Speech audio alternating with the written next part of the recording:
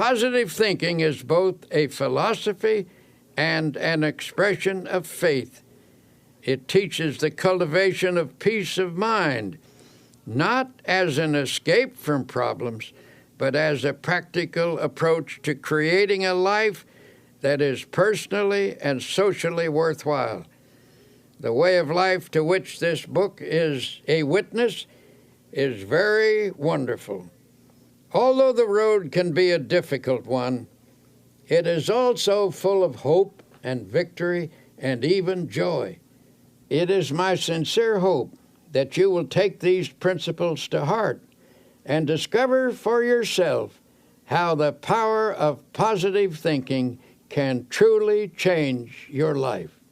The greatest secret for eliminating the inferiority complex, which is another term for profound self-doubt, is to fill your mind to the overflowing with faith.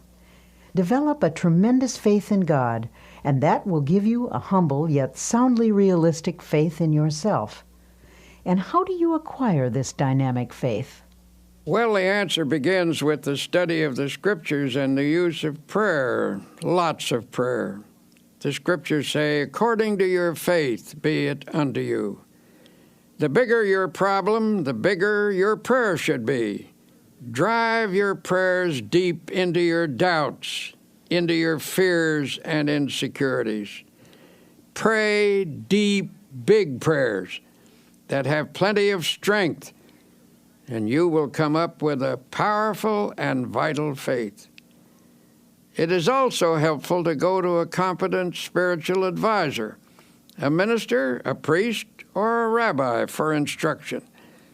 The ability to make faith work for you is a skill, and like any skill, it must be studied and practiced to be perfected. One of the most powerful cures for self-doubt is the thought that you are not alone in this world, that Almighty God is actually with you, helping you, that He will be your companion, that He will stand by you, support you, and see you through every adversity.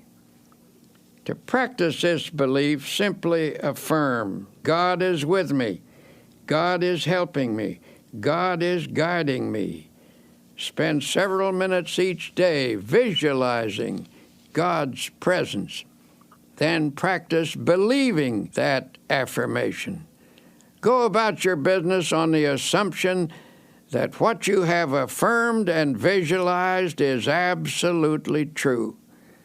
The release of power and confidence which this procedure stimulates will astonish you. Along with prayer and study of the Scriptures, another very effective way to build self-confidence is by suggesting confidence concepts to yourself. If your mind is obsessed by thoughts of insecurity and inadequacy, that is, of course, because such thoughts have dominated your thinking over a long period of time. You must give your mind a different and more positive thought pattern, and that requires discipline. In the busy activities of daily existence, the repetition of positive ideas can help re-educate the mind and make of it a power-producing plant. It is possible, even in the midst of your daily work, to drive confident thoughts into your consciousness. Let me tell you about a method one man discovered. This man once went around with the feeling that something terrible was going to happen to him, and it made his life miserable, of course. His mind was saturated with a sense of inferiority. This mental state was reflected in his business, which was doing poorly. But then he hit upon a plan which knocked all those thoughts out of his mind, a plan which allowed him to live with a sense of confidence in himself and in life. I'm a traveling salesman, he explained, and I drive around all day calling on my customers. I've discovered that while a person drives, he or she thinks all kinds of thoughts. If the pattern of thought is negative, one will think many negative thoughts during the day, And that's the way I used to be, he said. I used to drive around all day between calls with my mind full of fear and defeat. And that is one of the reasons my work was going so poorly. Then he showed me his plan. In his glove compartment, he kept a pack of small cards. He chose one and clipped it on the instrument panel of his car. It read, "If you have faith, nothing shall be impossible unto you." He pulled out another which read, "If God be for us, who can be against us?" He told me that as he drove around, he memorized these thoughts. He said, "I've learned to think differently as a result of this practice. The old insecurities that used to haunt me are just about all gone now. And instead of thinking thoughts of defeat and despair, I think thoughts of faith and courage. It is really wonderful the way this method has changed me. It has helped my business too. For how can you expect to make a sale if you approach a customer thinking you're going to fail? This plan is a very wise one. By filling his mind with affirmations of the presence, support, and help of God, this man actually changed his thought processes. He put an end to the domination of his long-held sense of insecurity. His potential powers were set free. Feelings of confidence depend upon the type of thoughts that habitually occupy your mind. If constantly you fix your attention upon dire events that might happen, the result is that you will constantly feel insecure. And what is even more serious is the tendency to create, by the power of thought, the very condition you fear. But when you fill your mind with thoughts of faith, confidence, and security, you force out all thoughts of doubt and weakness. One man I know used a process I'll repeat often in this tape. He went through the Bible and underlined every passage about courage and confidence that he could find. He then committed these lines to memory, in effect, cramming his mind full of the healthiest, happiest, and most powerful thoughts in the world. After a few weeks, the change in him was little short of remarkable. From almost complete defeat, he became an inspiring and confident personality. He now radiates courage and magnetism. He regained confidence in himself and in his own powers by a simple process of thought conditioning.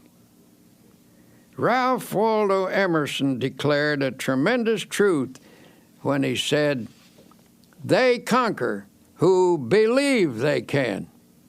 He also said, "Do the thing you fear, and the death of fear is certain." Practice confidence and faith, and your fears and insecurities will soon have no power over you. From daily difficulties to large-scale problems, tend to dissipate energy and leave you spent and discouraged. In such a condition, your true inner power is often obscured, and it becomes easy to yield to setbacks by feeling hopeless. When you find yourself in such a state, it is important to reappraise your assets. A reasonable self-evaluation will convince you that things are not as hopeless as you think they are. For example, a man of 52 consulted me. He was in despair. He told me that everything he had built up over his lifetime had been swept away. "Everything?" I asked sympathetically. "Everything," he repeated. "I have nothing left at all. Everything is gone. There is no hope, and I am too old to start all over again." And he said, "Sadly, I have lost all faith." Naturally, I felt sympathetic toward him, but it was evident that his chief trouble came from the dark shadows of hopelessness in his thinking. These shadows had entered into his mind and had distorted his outlook. His true powers had retreated behind this twisted thinking, leaving him without any force. So I said, suppose we take a piece of paper and on it list the values you have left. Ah, there's no use, he sighed. I haven't a single thing left. Well, I said, let's just see anyway. Now, is your wife still with you? Why, yes, of course, and she's wonderful, he added. We've been married for 30 years. She would never leave me, no matter how badly things were. All right, I said, let's put that down. Wife still with me. And how about your children? He said, actually, they've all told me that they love me and will stand by me. They are wonderful. Well, then, that is number 2. Children love you and will stand by you. Have you any friends? Yes, he said, I really have some fine friends who've offered to help. They've been very generous, but what can they do? So I wrote down number 3, fine friends who hold you in esteem. How about your integrity, your standing in the community? Oh, okay. I've always tried to do the right thing.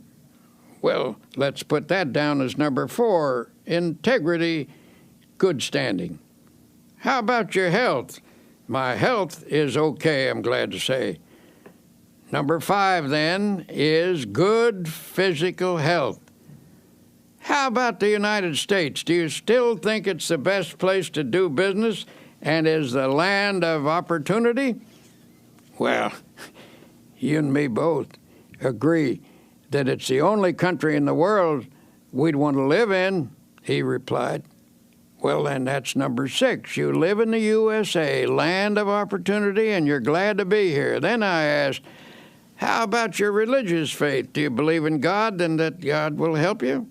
Yes, he admitted, I don't think I could have gotten through this at all if I hadn't had some help from God. At this point, I read him the assets we'd listed. Then I shoved it across the table to him. Take a look at that, I said. You've got quite a total of assets there. I thought you told me everything had been swept away. He grinned sheepishly. I guess I never thought of the situation that way. Perhaps things aren't so bad at that, he said pensively. Maybe I can start all over again. If I could just get some confidence, if I could just get the feel of some power inside me. Well, in time, he did get that feeling, and he did start all over again. But he did so only when he changed his viewpoint, his mental attitude. It was faith that swept away his doubts and gave him more than enough power to overcome all of his difficulties. And I must admit, he had plenty at the time. A profound truth, that attitudes are more important than facts. Anything facing us, however difficult, is not as important as our attitude towards it. The secret to rising above most difficulties is simply to gain a more balanced view, with a slant that is weighted a bit on the positive side.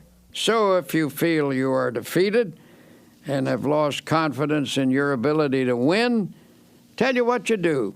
Take a piece of paper and make a list, not of the factors that are against you, but of those that are for you. If anyone thinks constantly of opposing forces, those forces will get built up until they assume a formidable strength, which they actually don't possess. But if you mentally visualize and affirm and reaffirm your assets, you will rise out of even the most awesome difficulty.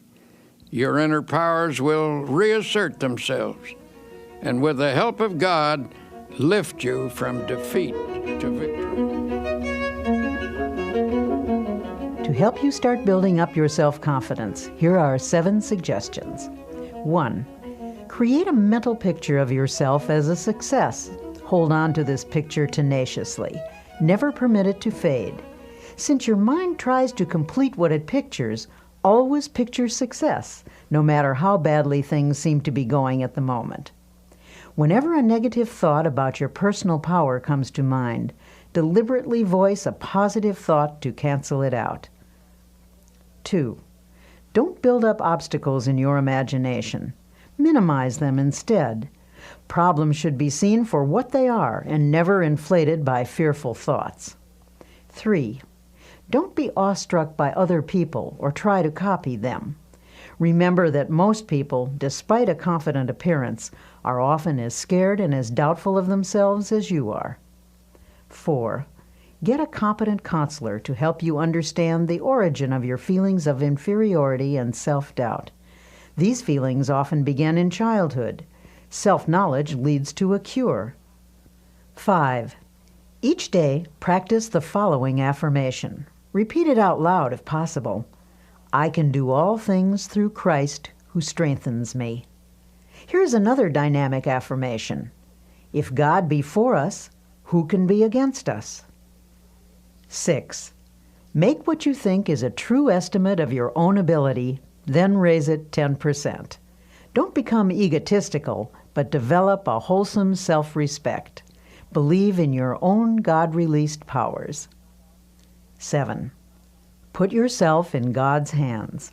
To do that, simply state, I am in God's hands. Then believe you are now receiving all the power you need. Affirm that the kingdom of God is within you, in the form of adequate power to meet all of life's demands. Remind yourself that God is with you and there is nothing that can defeat him. Now, Dr. Peel illustrates an important fact about human nature. You can think your way to failure and misery, but you can also think your way to success and happiness. Because thoughts are real and dynamic, learning to harness their power is a crucial step in creating a life of your own choosing. Some years ago, I was working with a group of people to establish a nonprofit inspirational magazine.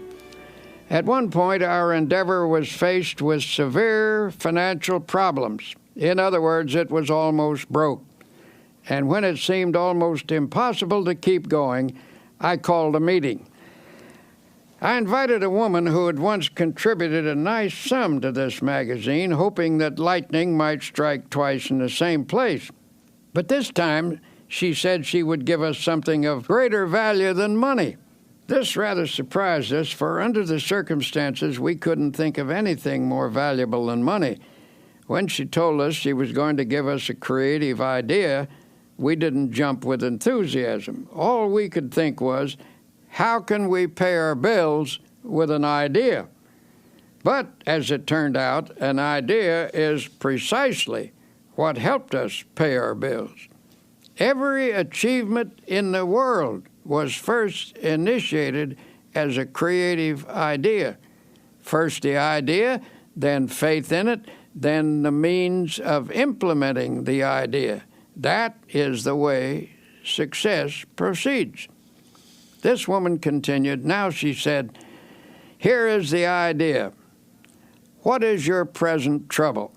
Your trouble is that you lack everything, don't you?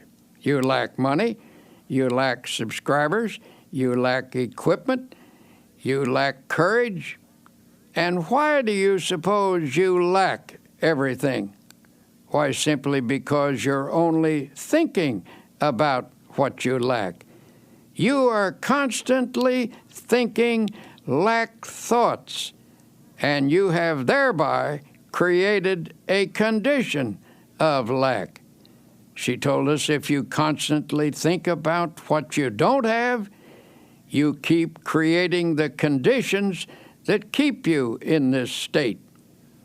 By emphasizing only what you lack, you've frustrated the creative forces that can get this project really rolling. She said, from the standpoint of doing a lot, you've been working very hard, but you failed to do the one all-important thing that will lend power to all your other efforts. You have not employed positive thinking. To correct the situation, she advised us to reverse the mental process and begin to think, instead of lack, to think prosperity, achievement, and success. She told us, don't hold on to the mental pictures of difficulties and failures. Lift your mind above them and visualize instead powers and achievements. When you elevate your thoughts into the realm of attainment, you look down on your problems rather than up at them, and thus you get a more encouraging viewpoint. Always come up over your problems mentally. Never approach a problem from below. Wise advice, if you ask me. She told us the key was to visualize the solution to our problem. Suddenly she asked, how many subscribers do you need to keep this magazine going? At that time, we had only 40,000 paid subscribers. I thought quickly and said 100,000 would do it. All right, she said confidently. That's not too hard. In fact, that's easy. All you need to do is to visualize 100,000 people being creatively helped by this magazine, and you will have them. In fact, the minute you can see them, image and visualize them in your mind, you already have them. She turned to me and she said, can you see 100,000 subscribers at this minute? Look out there. Look ahead of you in your mind. Can you see them? Well, I wasn't convinced, and I said rather doubtfully, well, maybe so, but they seem pretty dim to me.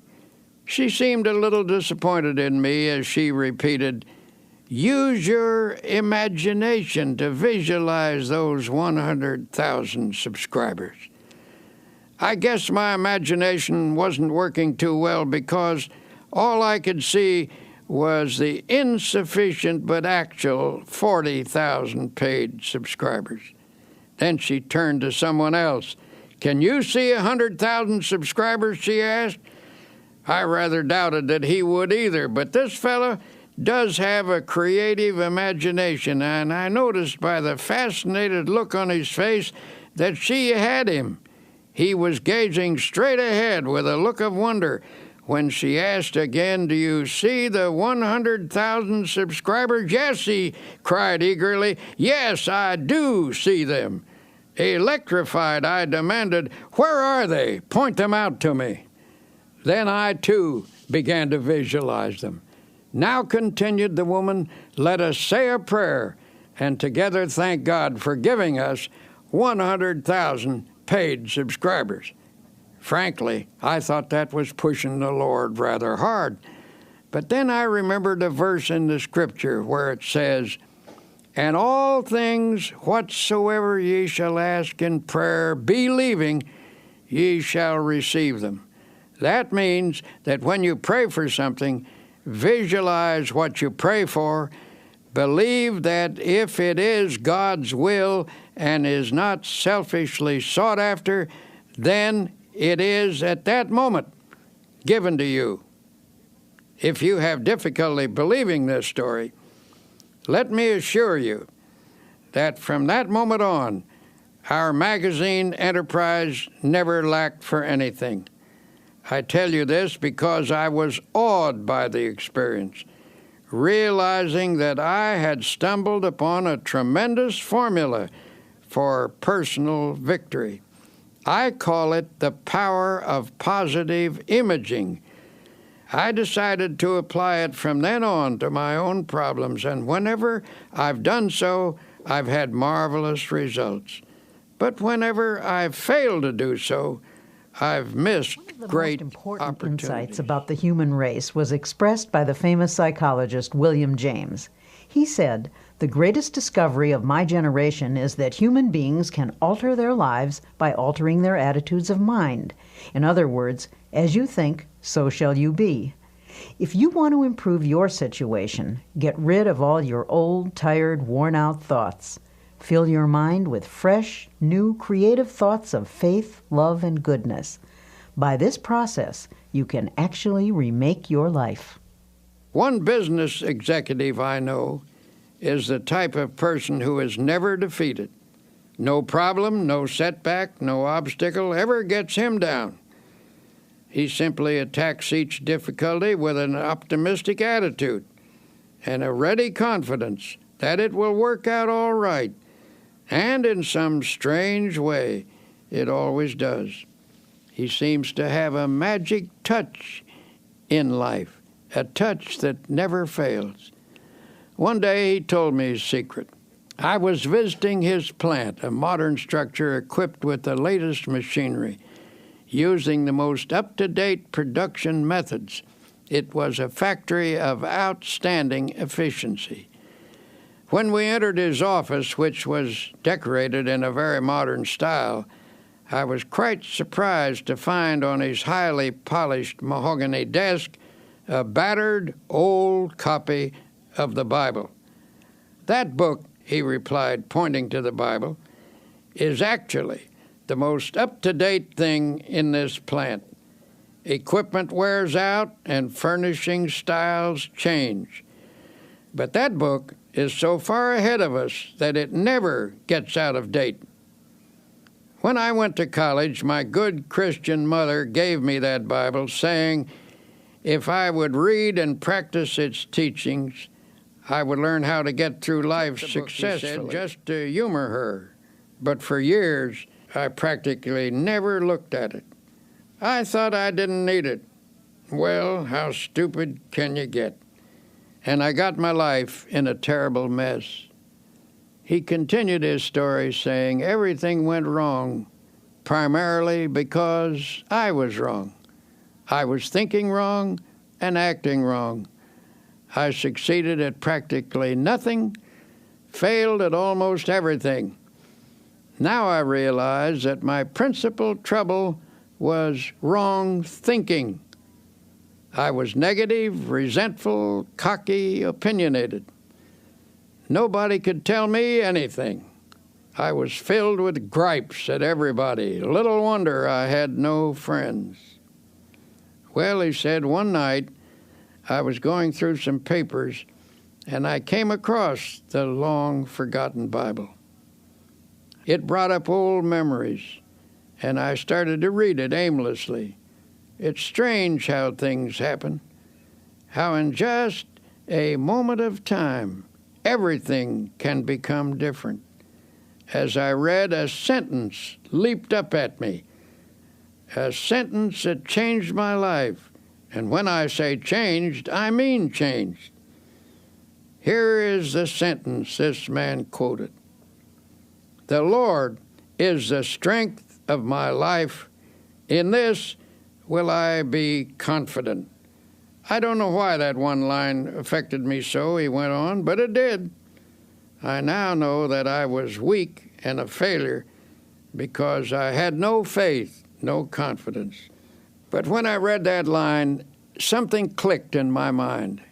I guess I had what they call a spiritual experience. I decided to put my faith in God thereafter and sincerely try to do my best, following the principles laid down in the Bible. As I did so, I began to get hold of a new set of positive thoughts. In time, my old ways of thinking faded away, and these new thoughts took over and remade me. This incident illustrates an important fact about human nature, which is you can think your way to failure and misery, but you can also think your way to success and happiness. The world in which you live is not primarily determined by outward conditions and circumstances, but by the thoughts that habitually occupy your mind. As Emerson declared, a man is what he thinks about all day long. It has been said that thoughts are things, that they actually possess dynamic power. You can actually think yourself into or out of situations. You can make yourself ill with your thoughts, and by the same token, you can make yourself well by the use of a healing type of thought. Think positively, and you create an atmosphere that nurtures the development of positive outcomes. Potential positive ideas are working in your mind. By releasing and developing these ideas, you can solve your financial problem or your business situation or anything. The practical use of your creative, positive thought pattern can remake your life, and you along with it. There was a time when I acquiesced in the silly idea that there is no relationship between faith and prosperity, that when one talked about religion, it should never be related to achievement, that it dealt only with ethics and morals or social values. But I came to realize that such a viewpoint limits the power of God and the development of the individual. Christianity teaches that there is a tremendous power in the universe, and that this power can and does dwell in personality. It is a power that can blast out all defeat and lift a person above every difficult situation. We have seen the demonstration of atomic energy. We know that astonishing and enormous energy exists in the universe. This same force of energy resides in the human mind. Nothing on earth is greater than the human mind in potential power. The average individual is capable of much greater achievement than he or she has ever realized. When you actually learn to release your potential power, you will discover that your mind contains ideas of such innovative and creative value that you need not lack for anything anymore. By the full and proper use of your power, stimulated by God's power, you can make just about anything of your life, anything you will pray for and work for. So, tell you what, look deeply into your mind. Amazing wonders are there. Here is a method that will help creative thoughts to flow freely from your mind. First, quiet your mind so that inspirations may rise from its depths. Believe that God is now, this minute, helping you. Form a picture in your mind of your life as it should be. Believe in it. Pray about it. Work at it. Never give up on it. Organize your life on a spiritual basis so that God's mighty principles really go to work within you. You will find that here is one of the greatest laws in the universe, and it's stated in 3 words: believe and succeed. In the final analysis, the basic reason a person fails to live a creative and successful life is because of error within himself. His thinking is wrong. When the 23rd Psalm says, "He leadeth me in the paths of righteousness," it not only means that a person is to depart from evil and do good, but that he is to change his thinking from wrong to right, from error to truth. The great secret of successful living is to reduce the amount of error in oneself and increase the amount of truth. It's just that simple. A constant stream of positive, God-guided thoughts creatively affects the circumstances of life. For inner truth always guides you toward the right path, and therefore leads to the right results.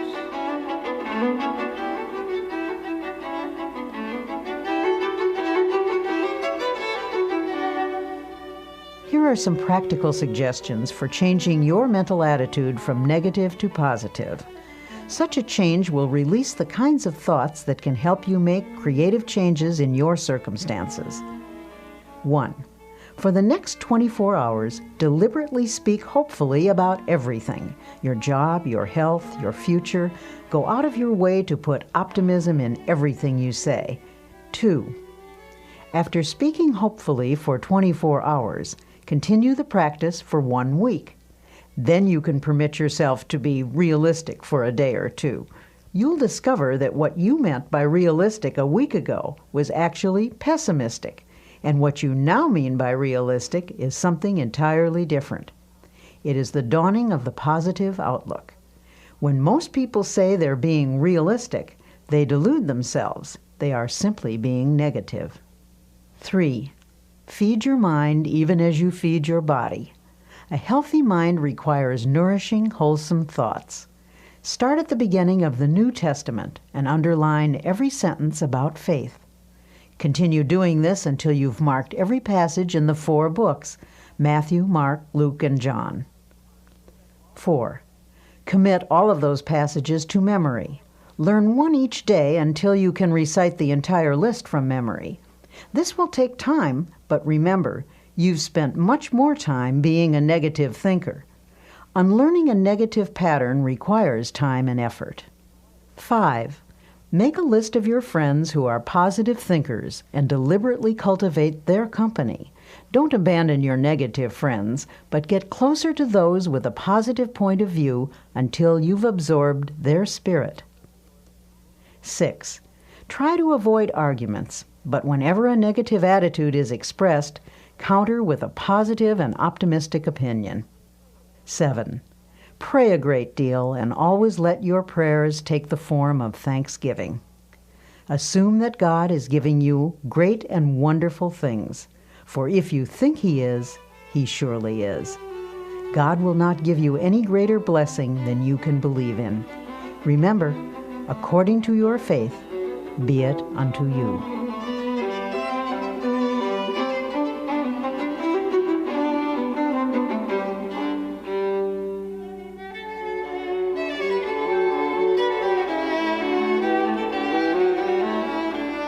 We've all had problems from time to time, and for some of us they've been so large we're tempted to think that no power on earth can save us. You'll see that some people don't look at things that way. They've found there is an answer to every problem. There is a power that can help: prayer. Personally, I believe that prayer is a sending out of vibrations from one person to another and to God. The entire universe is in vibration. The air is filled with vibration. There are vibrations even in the molecules of a table. The reaction between two human beings is in vibration. When you send out a prayer for another person, you are activating the forces of a spiritual universe. You transmit from yourself to another person a sense of love, helpfulness, support, a sympathetic, powerful understanding. In this process, you awaken the creative vibrations through which God brings to pass the good things you pray for. Prayer power is a manifestation of energy.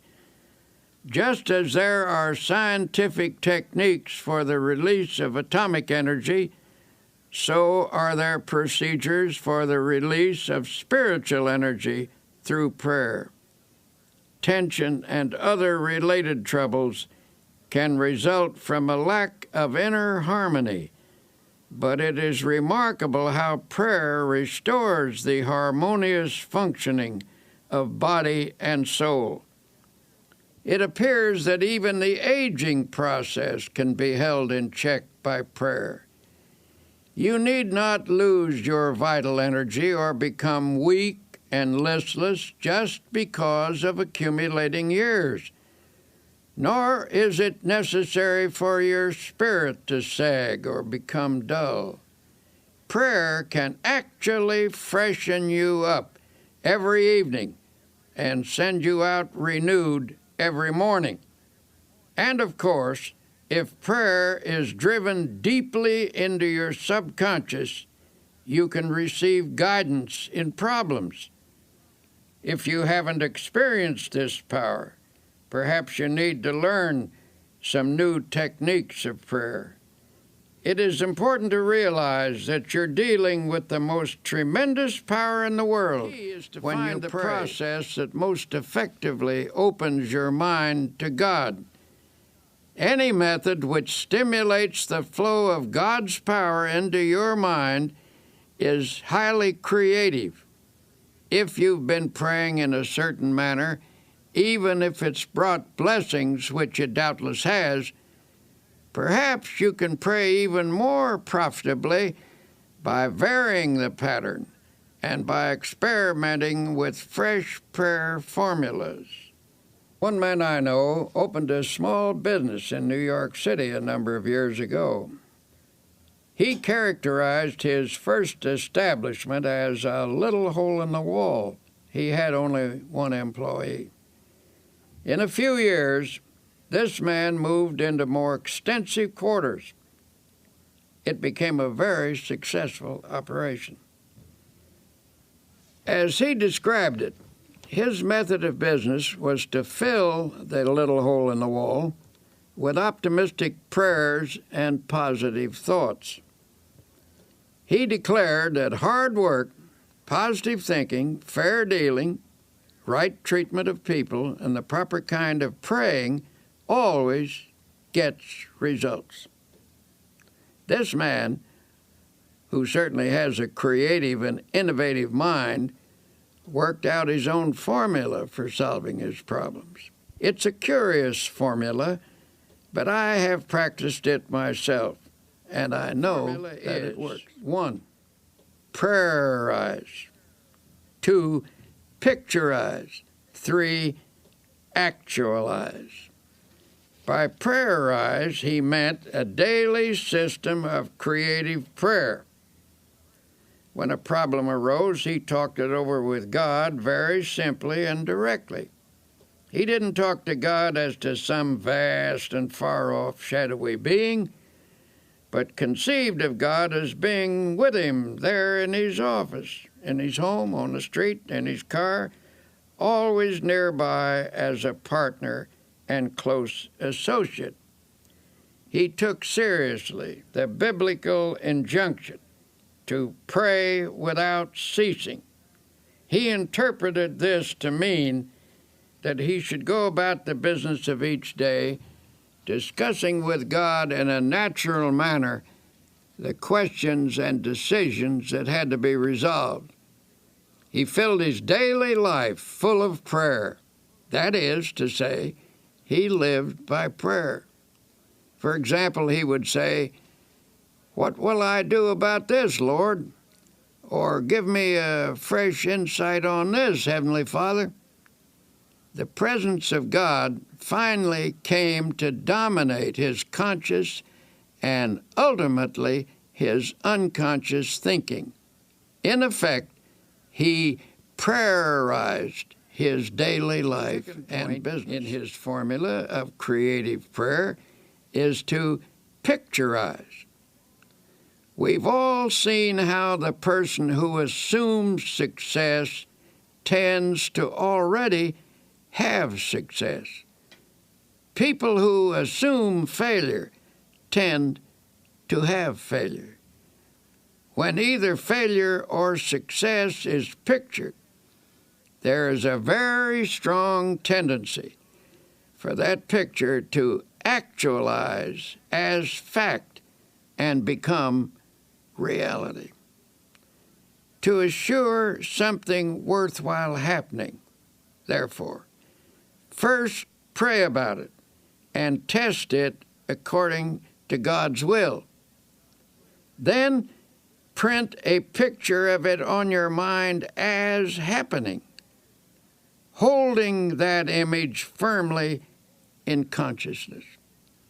Continue to check that picture to God's will. That is to say, put the matter in God's hands and follow God's guidance. Work hard and intelligently, thus doing your part to achieve success in the matter.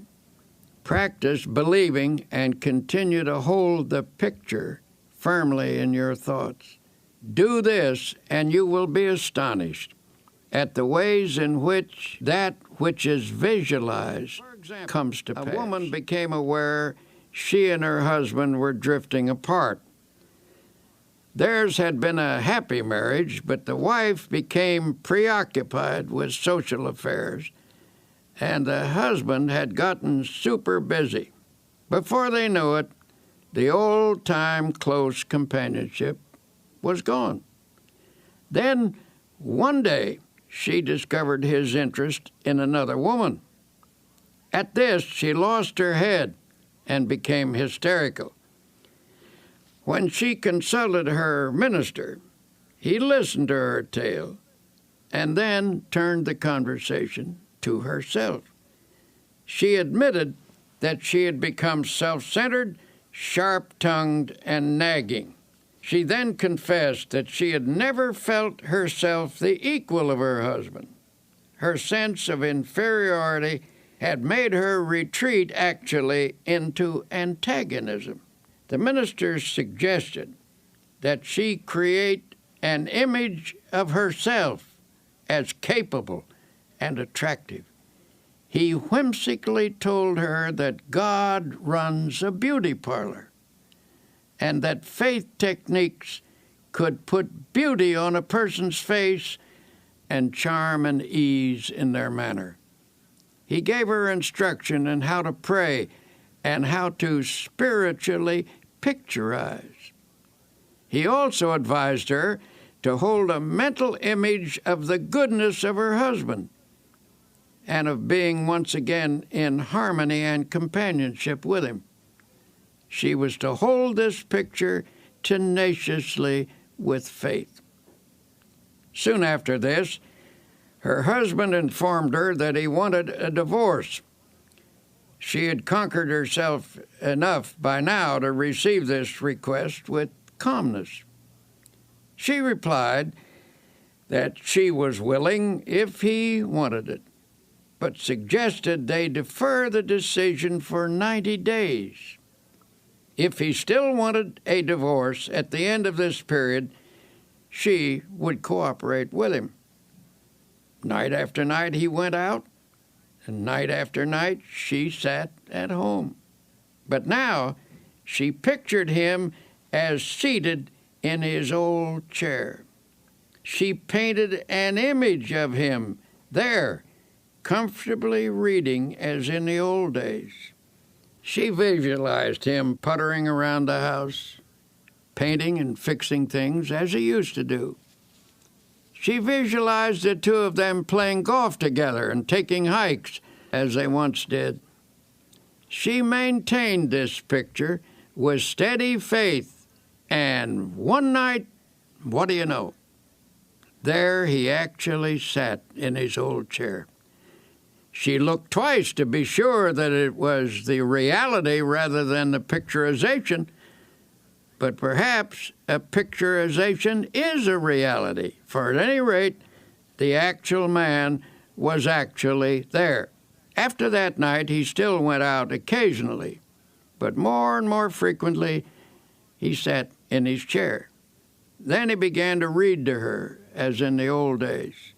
Finally, one sunny Saturday afternoon, he asked, "What do you say to a game of golf?"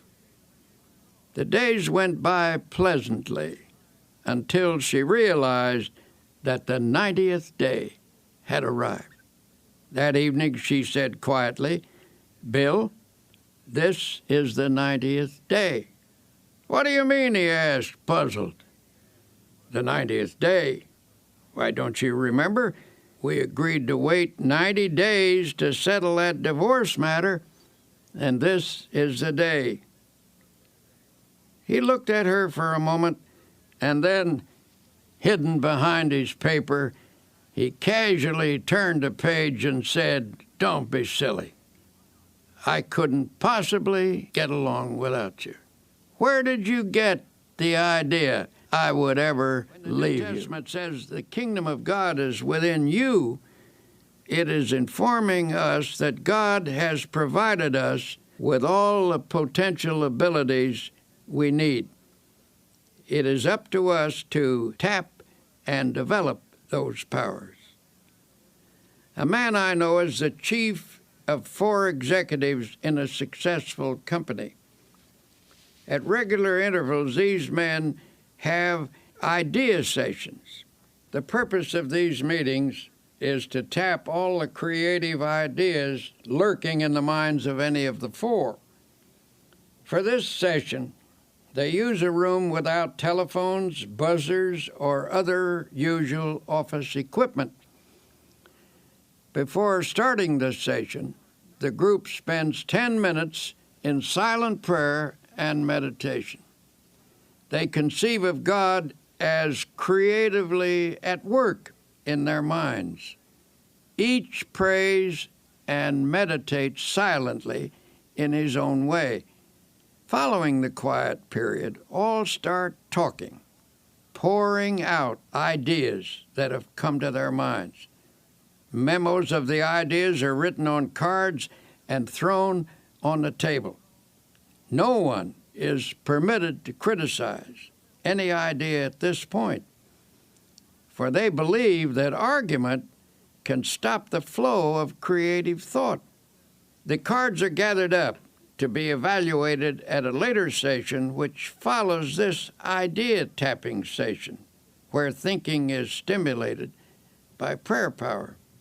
As one of the executives explained, we've come up with insights that not only show on our bottom line, but which have given us a new feeling of confidence.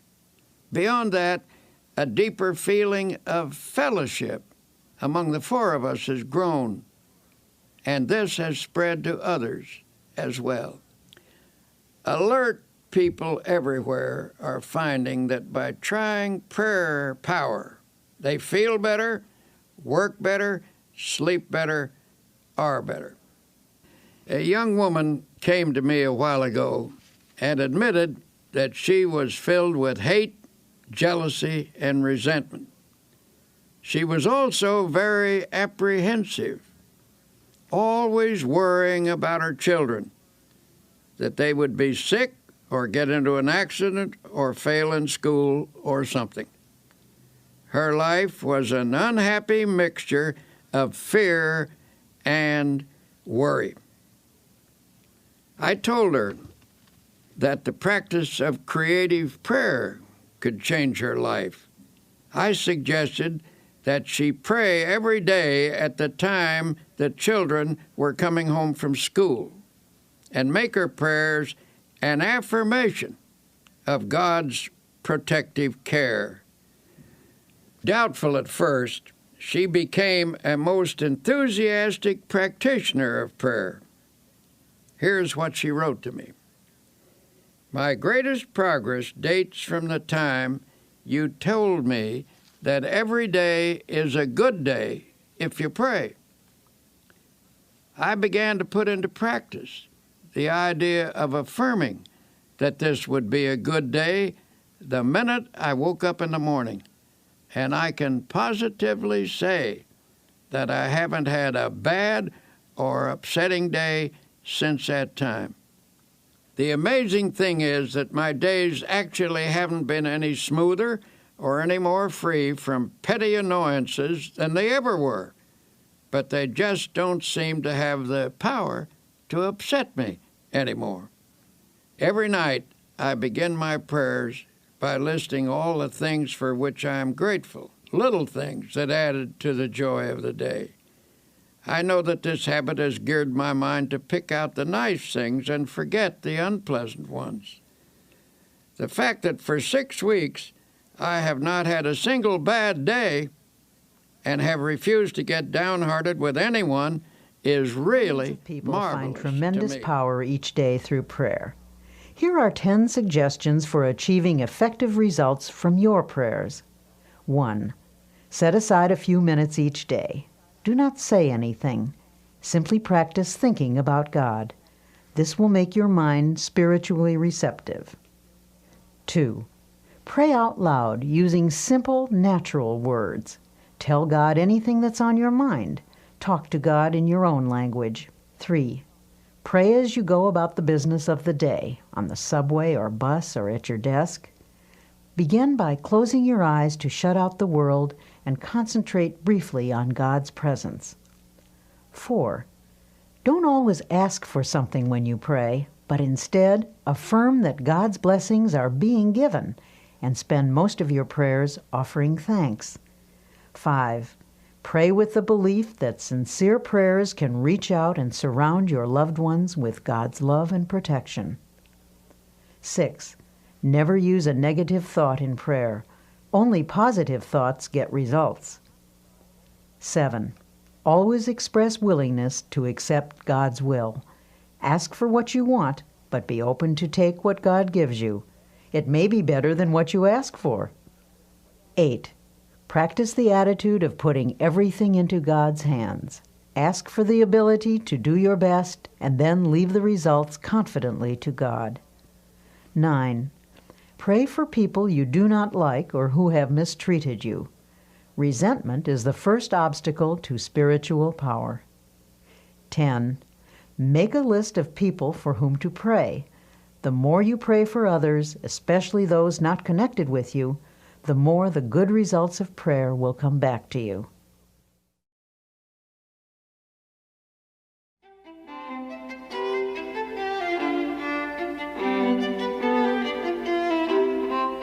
Some people, it seems, always have an extra dash of energy for just about any task they want to undertake. What's the secret? How do they do it? In this lesson, entitled Tune Into the Infinite, Dr. Peel talks about the source of all energy and how to tap into its boundless power. A Major League Baseball pitcher once played a long game when the temperature was over 100 degrees. He lost several pounds as a result of the afternoon's exertion, and at one stage of the game his energy was severely depleted. But this man had a unique method for restoring energy. He simply repeated a passage from the Old Testament. But they that wait upon the Lord shall renew their strength. They shall mount up with wings as eagles. They shall run and not be weary, and they shall walk and not faint. The pitcher completed the game with energy to spare.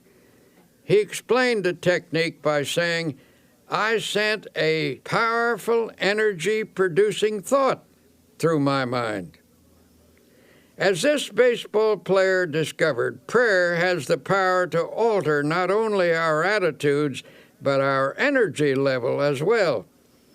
How we think we feel physically has a definite effect on how we actually feel. If your mind tells you that you're tired, the nerves and the muscles accept that as a fact.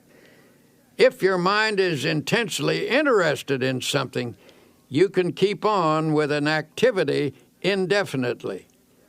In the same way, our spiritual life functions through our thoughts, especially when we pray.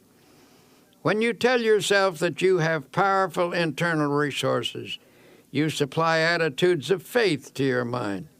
Such attitudes increase your energy and your well-being. A man full of vitality and vigor says that he goes to church regularly to get his batteries recharged. His concept is sound.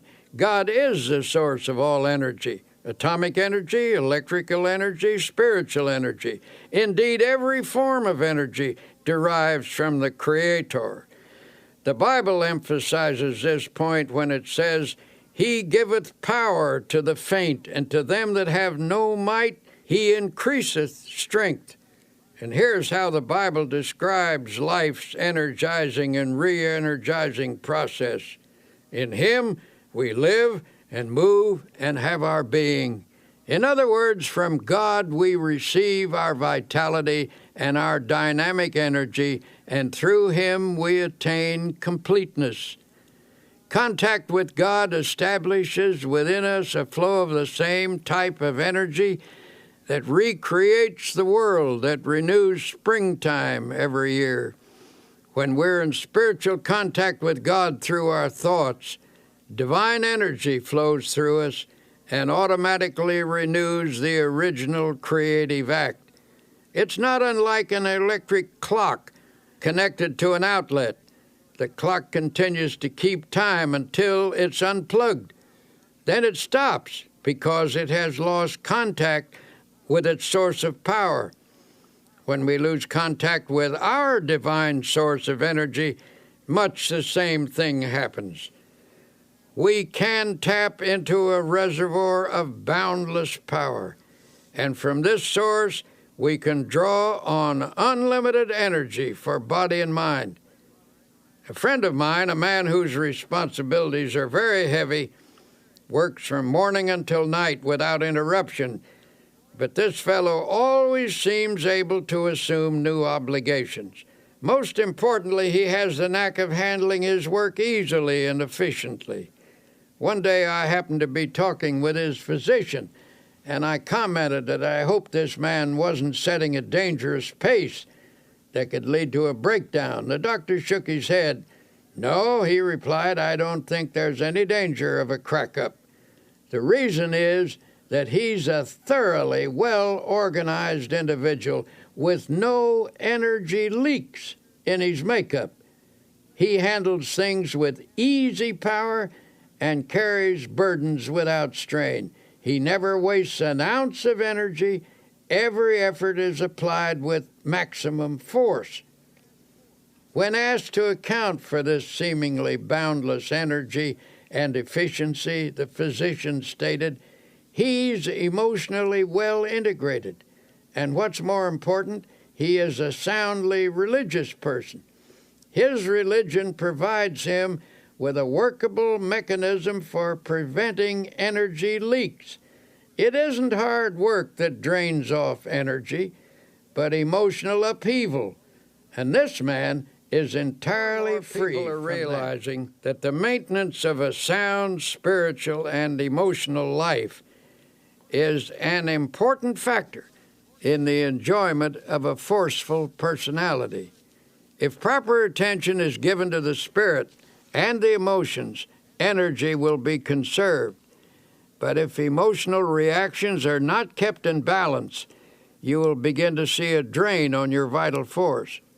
When body, mind, and spirit work harmoniously, there is a natural and continuous replacement of necessary energy. It was the custom of Thomas A. Edison, the world's greatest inventive wizard, to come home from his laboratory after many hours of labor and lie down on his old couch. His wife said he would fall asleep as naturally as a child. In perfect relaxation, he would sink into a deep and untroubled slumber. After 3 to 5 hours, he would become instantly wide awake, completely refreshed, and eager to return to his work. When she was asked to analyze her husband's ability to rest in such a natural and complete manner, Mrs. Edison said, "He was nature's man." By that she meant that he was completely in harmony with nature and with God. He was free from obsessions, disorganization, conflict, mental quirks, and emotional instability. He worked until he needed to sleep. Then he slept soundly, arose, and returned to his work. He lived a long life and was in many respects the most creative mind ever to appear on the American continent. He drew his energy from emotional self-mastery, the ability to relax completely, his amazingly harmonious relationship with the universe, caused nature to reveal to him its inscrutable secrets. Every great personality I have ever known, and I have known many, who has demonstrated the capacity for prodigious work, has been a person in tune with the infinite. Every such person seems in harmony with nature and in contact with divine energy.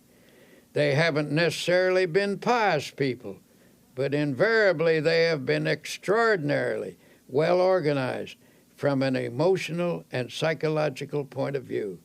It is fear, resentment, inner conflicts, and obsessions that throw us off balance and thus cause the expensive and unnecessary expenditure of natural awakening force. To the close relationship between religion and health, we are beginning to comprehend a basic truth, that our physical condition is determined very largely by our emotional condition, and our emotional life is profoundly regulated by our thought life.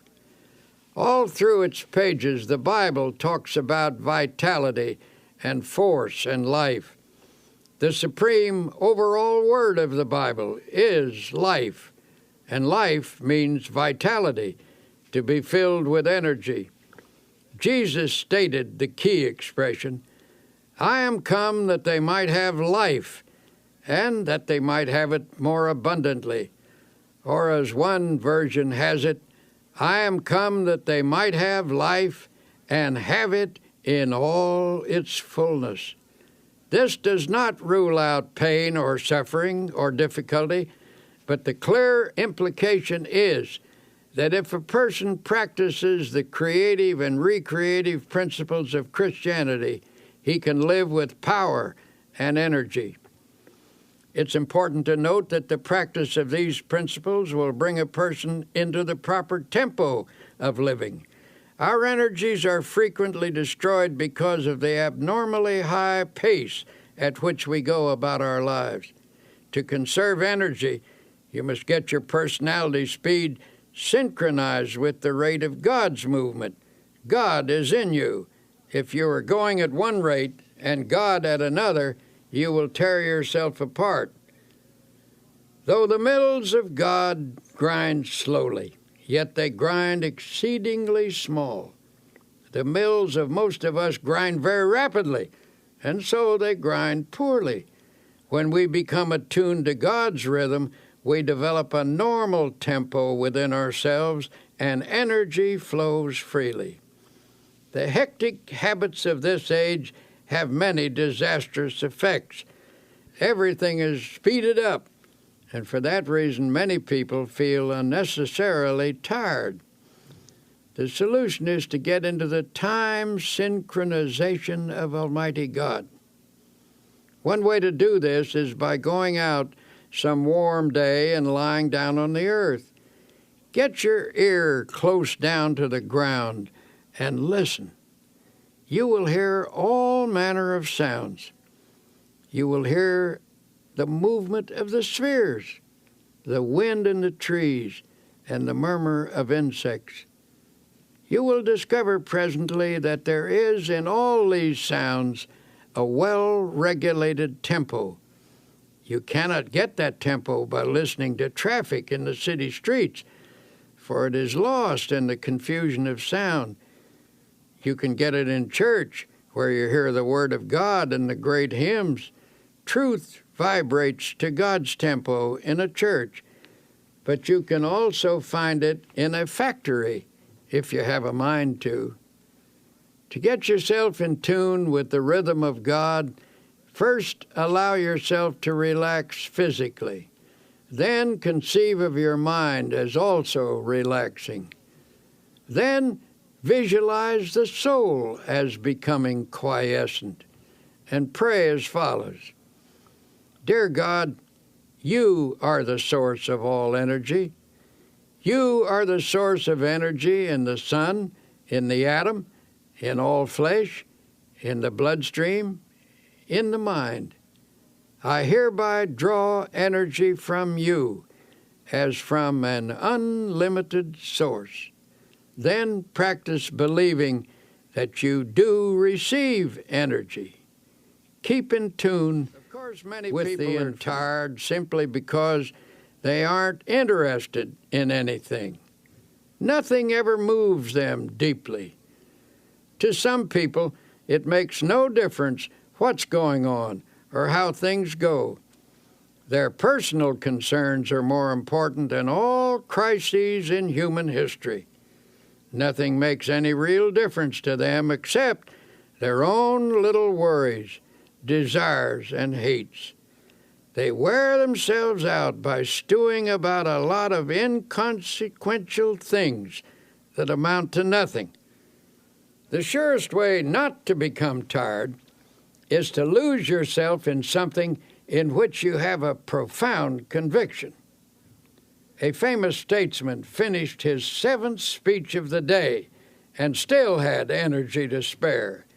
I asked him why he wasn't tired, and he said, "I believe absolutely in everything I said in those speeches. I'm enthusiastic about my convictions." And that's the secret. He was on fire for something. He was pouring himself out, and you never lose energy and vitality in so doing. You only lose energy when life becomes dull in your mind. When you're doing nothing, your mind gets bored, and then you feel tired. But you don't have to be tired. Get interested in something. Get absolutely enthralled in something. Throw yourself into it with abandon. Get out of yourself. Be somebody. Do something. Don't sit around moaning about things, reading the paper, saying, "Why don't they do something?" The person who is out doing something isn't tired. The more you get absorbed in something bigger than yourself, the more energy you will have. You won't have time to think about yourself and get bogged down in your emotional difficulties. Another frequent cause of diminishing energy is staleness. The pressure, monotony, and unceasing continuity of responsibilities dull the freshness of mind which a person must have to approach his work successfully. During such dry periods, you have to expend much more energy to do with difficulty what you once did with comparative ease. A solution for this state of mind was employed by a businessman, the president of the board of trustees of a certain university. A professor who had once been outstanding and extraordinarily popular began to slip in teaching ability and in the power to stimulate his students.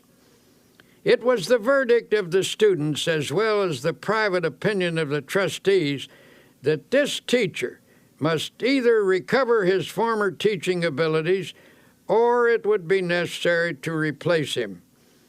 The professor was told that the Board of Trustees was giving him a 6 months leave of absence with all expenses paid and with full salary.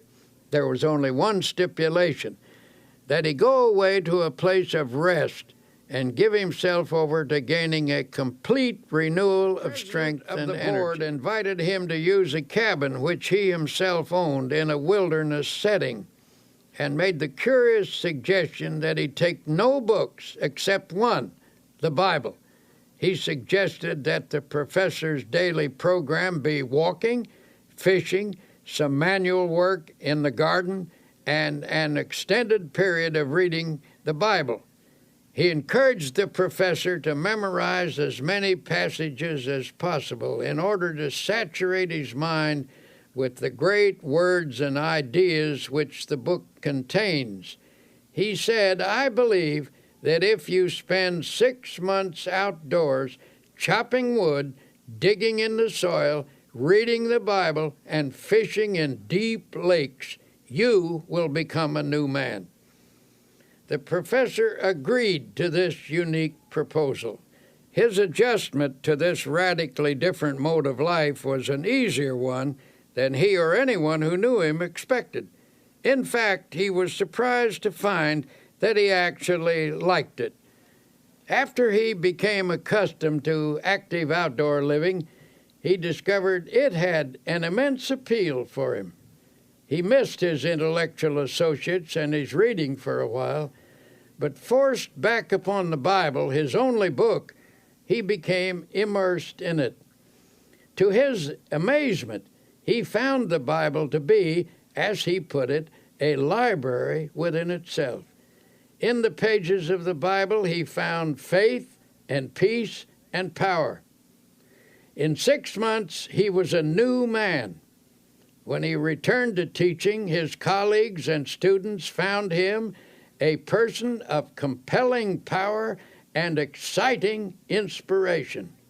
His staleness had gone, and the old-time energy returned. The spiritual retreat caused his power to surge again and renewed his zest for living. Here are a few suggestions for increasing your energy and vitality. 1. Remember, how you think you feel physically has a definite effect on how you actually feel. Tell yourself frequently that you have powerful internal resources. 2. God is the source of all energy. To tap into this boundless reservoir, repeat this affirmation: He giveth power to the faint, and to them that have no might, He increases strength. 3. Try to stay in harmony with nature and in contact with divine energy. People who are free of fear, resentment, inner conflicts, and obsessions have an abundance of energy because they don't waste their precious emotional resources. 4. Get interested in something. People frequently feel tired because they aren't on fire for something outside their own small circle of interests. 5. Rejuvenate your spirit by taking yourself away from daily routines. Take along a Bible as your companion.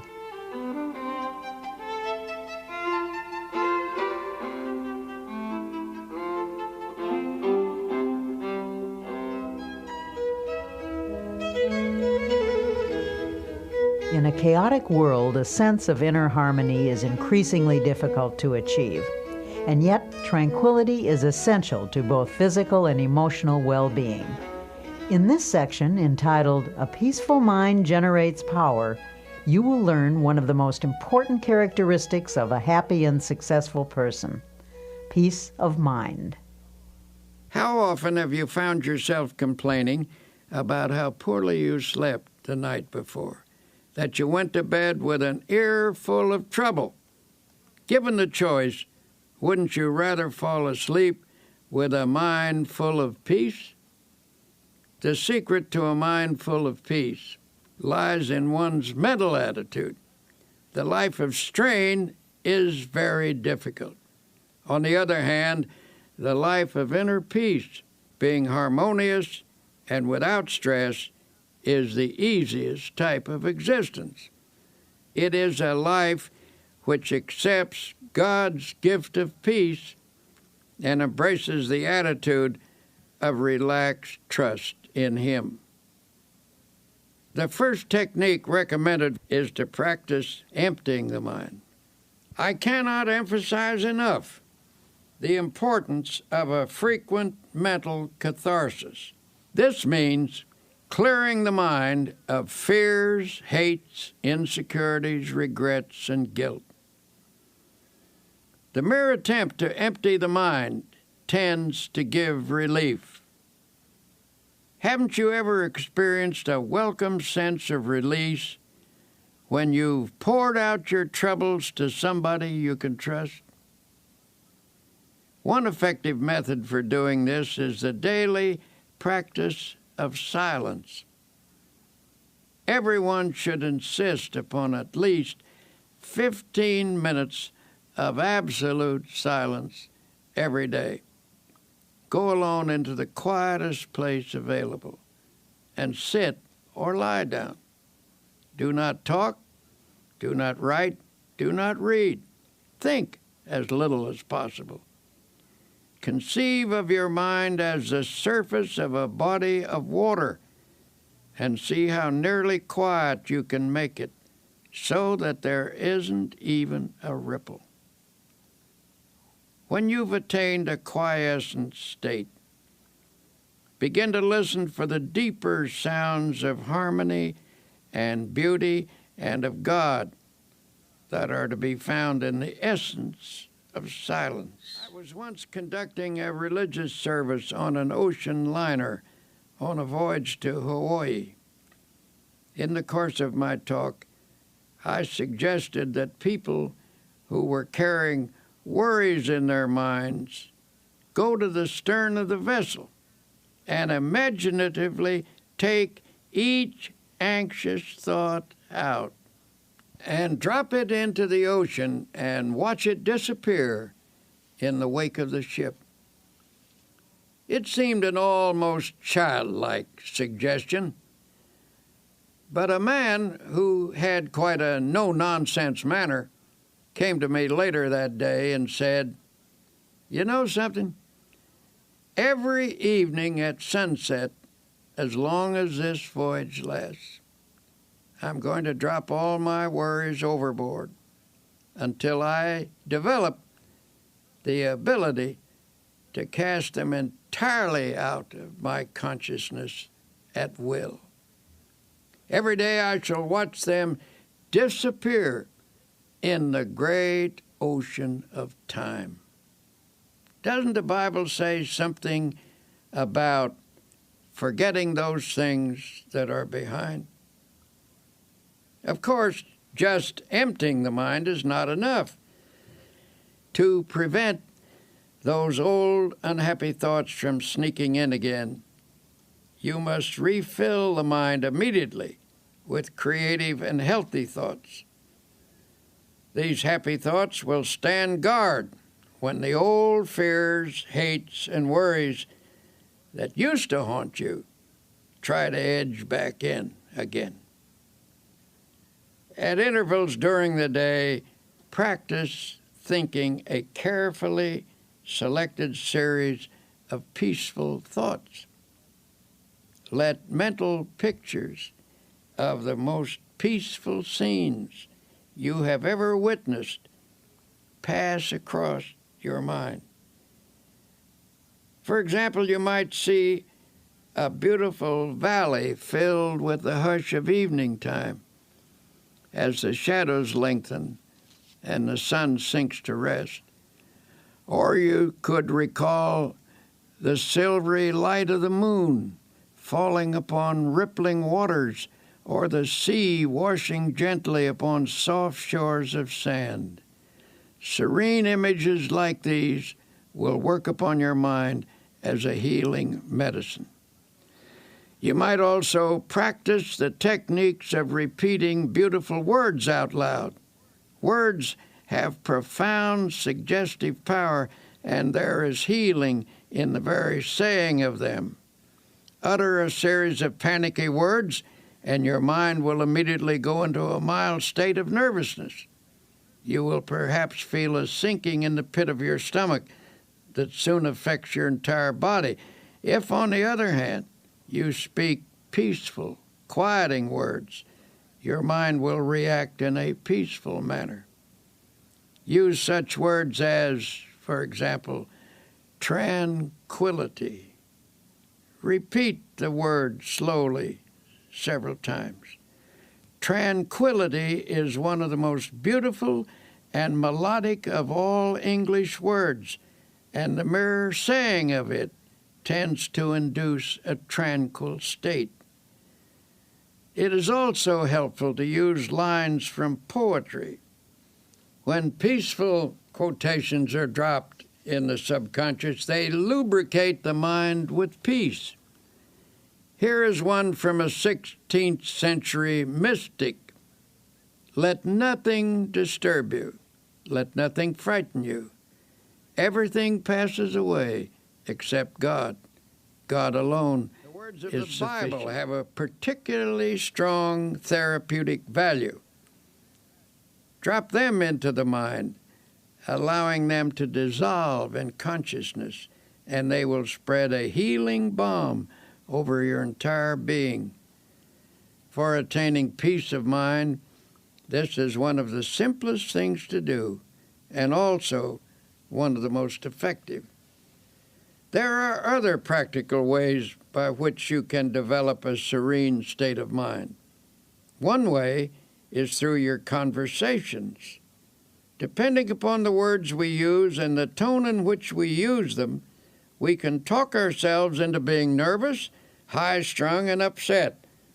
But by our speech, we can also achieve quiet reactions. Talk peaceful to be peaceful.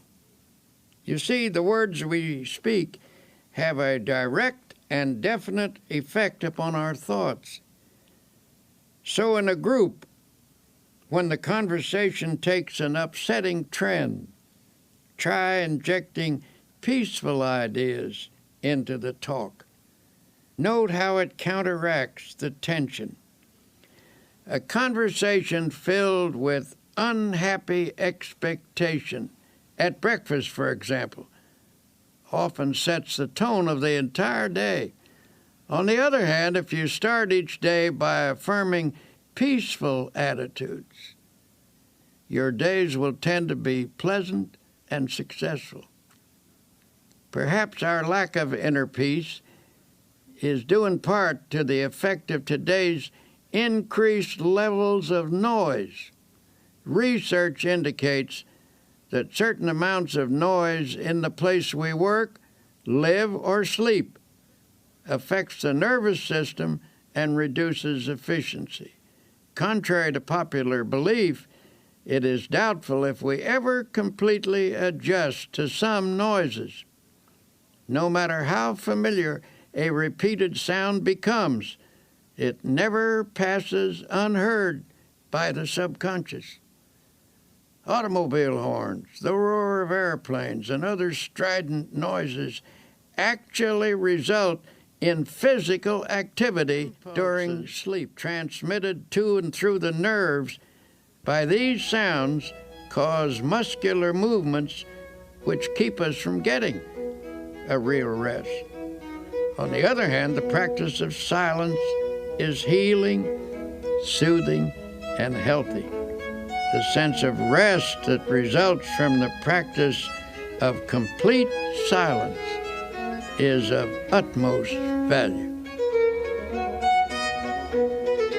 Now, there is another factor in the search for inner peace that I must mention. Frequently, I find that people who lack a sense of inner peace are victims of self-punishment. At some time in their life, they've committed a sin and are then haunted by a sense of guilt. Sometimes this type of person has sought divine forgiveness, and the good Lord, we know, always forgives someone who asks him and who means it. However, there is a curious quirk in the human personality that sometimes won't allow an individual to forgive himself. A person like this feels he deserves punishment and is therefore always anticipating punishment. As a result, he lives in constant apprehension that something bad is going to happen. In order to find peace under these circumstances, he feels he must intensify his activity. He thinks that hard work will give him some release from his sense of guilt.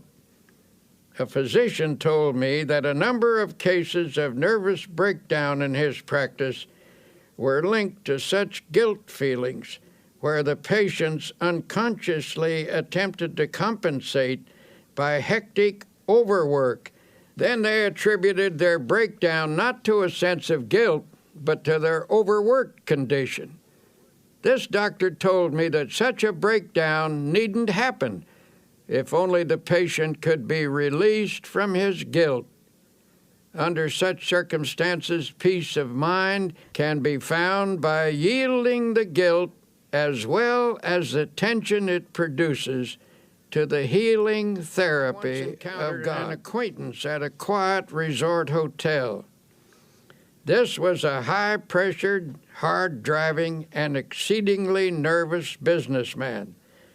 I found him sitting in the sun in a deck chair and said I was glad to see him relaxing in such a beautiful spot.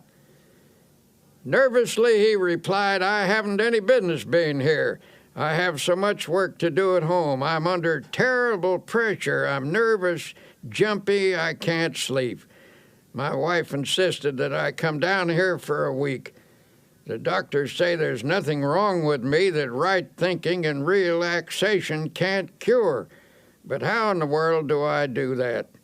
I would do anything to get a sense of quiet inside myself. We talked a bit, and it came out that he was always worrying that something sinister was going to happen. For years, he had lived in a constant state of apprehension about something happening to his wife or his children or his home. It was not difficult to analyze this case. His trouble rose from a double source, from childhood insecurities and from later guilty experiences. His mother had always felt that something was going to happen, and he absorbed her anxiety feelings. Later, he committed some sins, and his subconscious mind insisted upon self-punishment. As a result of this unhappy combination, he was now suffering from a highly inflamed state of nervousness. Finishing our conversation, I stood beside his chair a moment. There was no one near, so I rather hesitantly suggested, "Would you by any chance like me to pray with you?" He nodded, and I put my hand on his shoulder and prayed. Dear Jesus, as you healed people in the long ago and gave them peace, heal this man now. Give him fully of thy forgiveness, and help him to forgive himself. Separate him from all his sins, and let him know that you do not hold them against him. Set him entirely free from them. Then let thy peace flow into his mind, into his soul, and into his body. He looked up at me with a strange expression on his face, and then turned away, for there were tears in his eyes. Months later, I ran into him in New York, and he said, "Something happened to me that day when you prayed for me.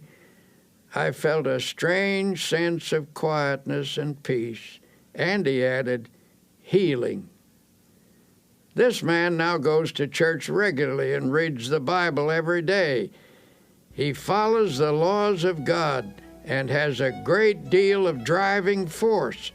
This is a healthy, happy man, for now he has peace in his heart and in his mind. If you're having trouble finding peace of mind, here are a few exercises. 1. Every day, put aside 15 minutes for yourself when you can find absolute silence. Go alone into a quiet place and sit or lie down. Think as little as possible.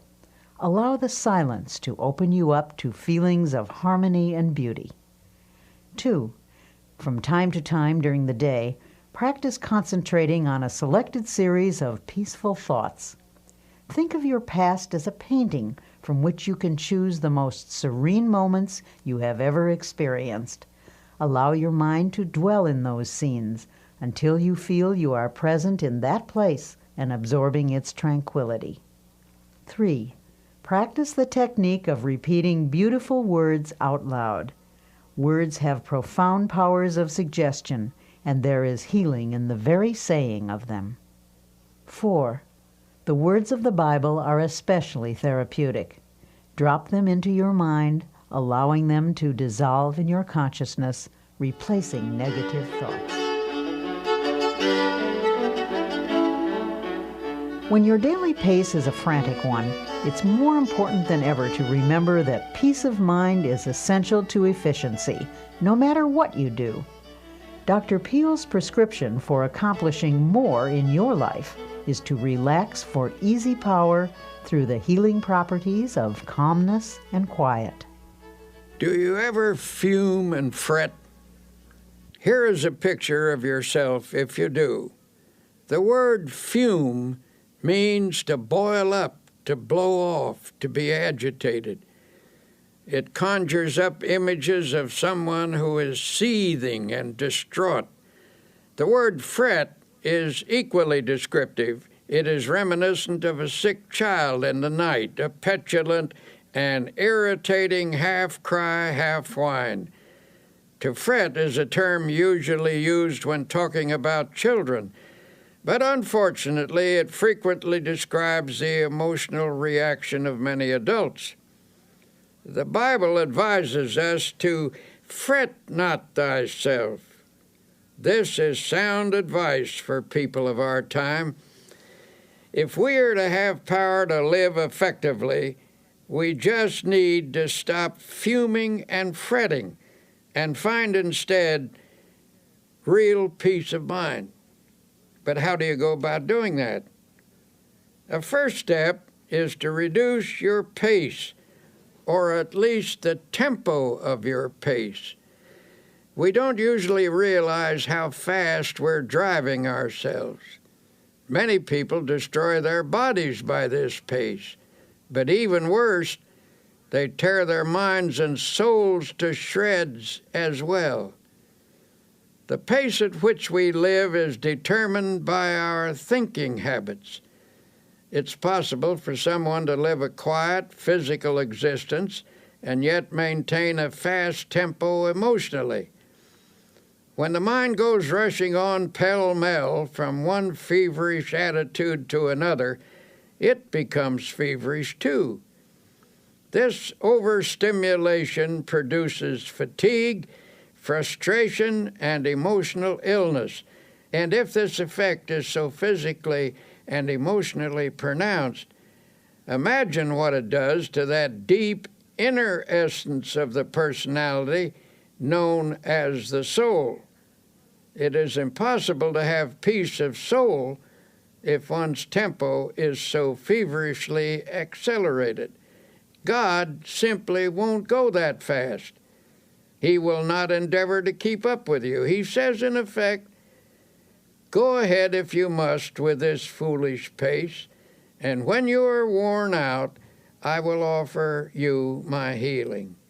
But I can make your life rich if only you will slow down and live and move and have your being in me. God moves imperturbably, slowly, and with perfect organization. The only wise rate at which to live is at God's rate. God gets things done, and they are done right, and He does them without hurrying. He neither fumes nor frets. He is peaceful and therefore very efficient. This same peace is offered to us. Peace I leave with you. My peace I give unto you. Sometimes I wonder if this generation isn't so accustomed to tension and noise that many aren't comfortable without it. The deep quietness of woods and valleys, so well known to our forefathers, is almost an alien state to them. It seems that the tempo of their lives doesn't allow them to draw upon the marvelous sources of peace and quietness that the physical world offers. One summer afternoon, my wife and I went for a long walk in the woods. We were stopping at a beautiful lake mountain house, which is set in one of the finest natural parks in this country, 7,500 acres of virgin mountainside, in the middle of which is a lake that is set like a gem in the forest. Here you come out of the deep woods onto some noble promontory and rest your eyes on great valleys set among hills, rock-ribbed and ancient as the sun. These woods, mountains, and valleys constitute what ought to be a sure retreat from every confusion in this world. On this afternoon as we walked, there was a mixture of summer showers and sunlit hours. We were drenched and started to fret about it a bit because it took the press out of our clothes. Then we told each other that it doesn't hurt a human being to get drenched with clean rainwater, that the rain feels cool and fresh on one's face, and that you can always sit in the sun and dry yourself out. So we walked under the trees and talked, and then fell silent. We were listening deeply to the quietness. In the strict sense, the woods are never still. There is tremendous activity always in the process. But on this beautiful afternoon, nature's sounds were quiet, harmonious.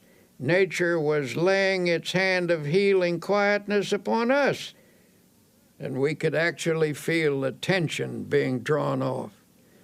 Just as we were falling under this spell, the faint sounds of something passing for music came to us.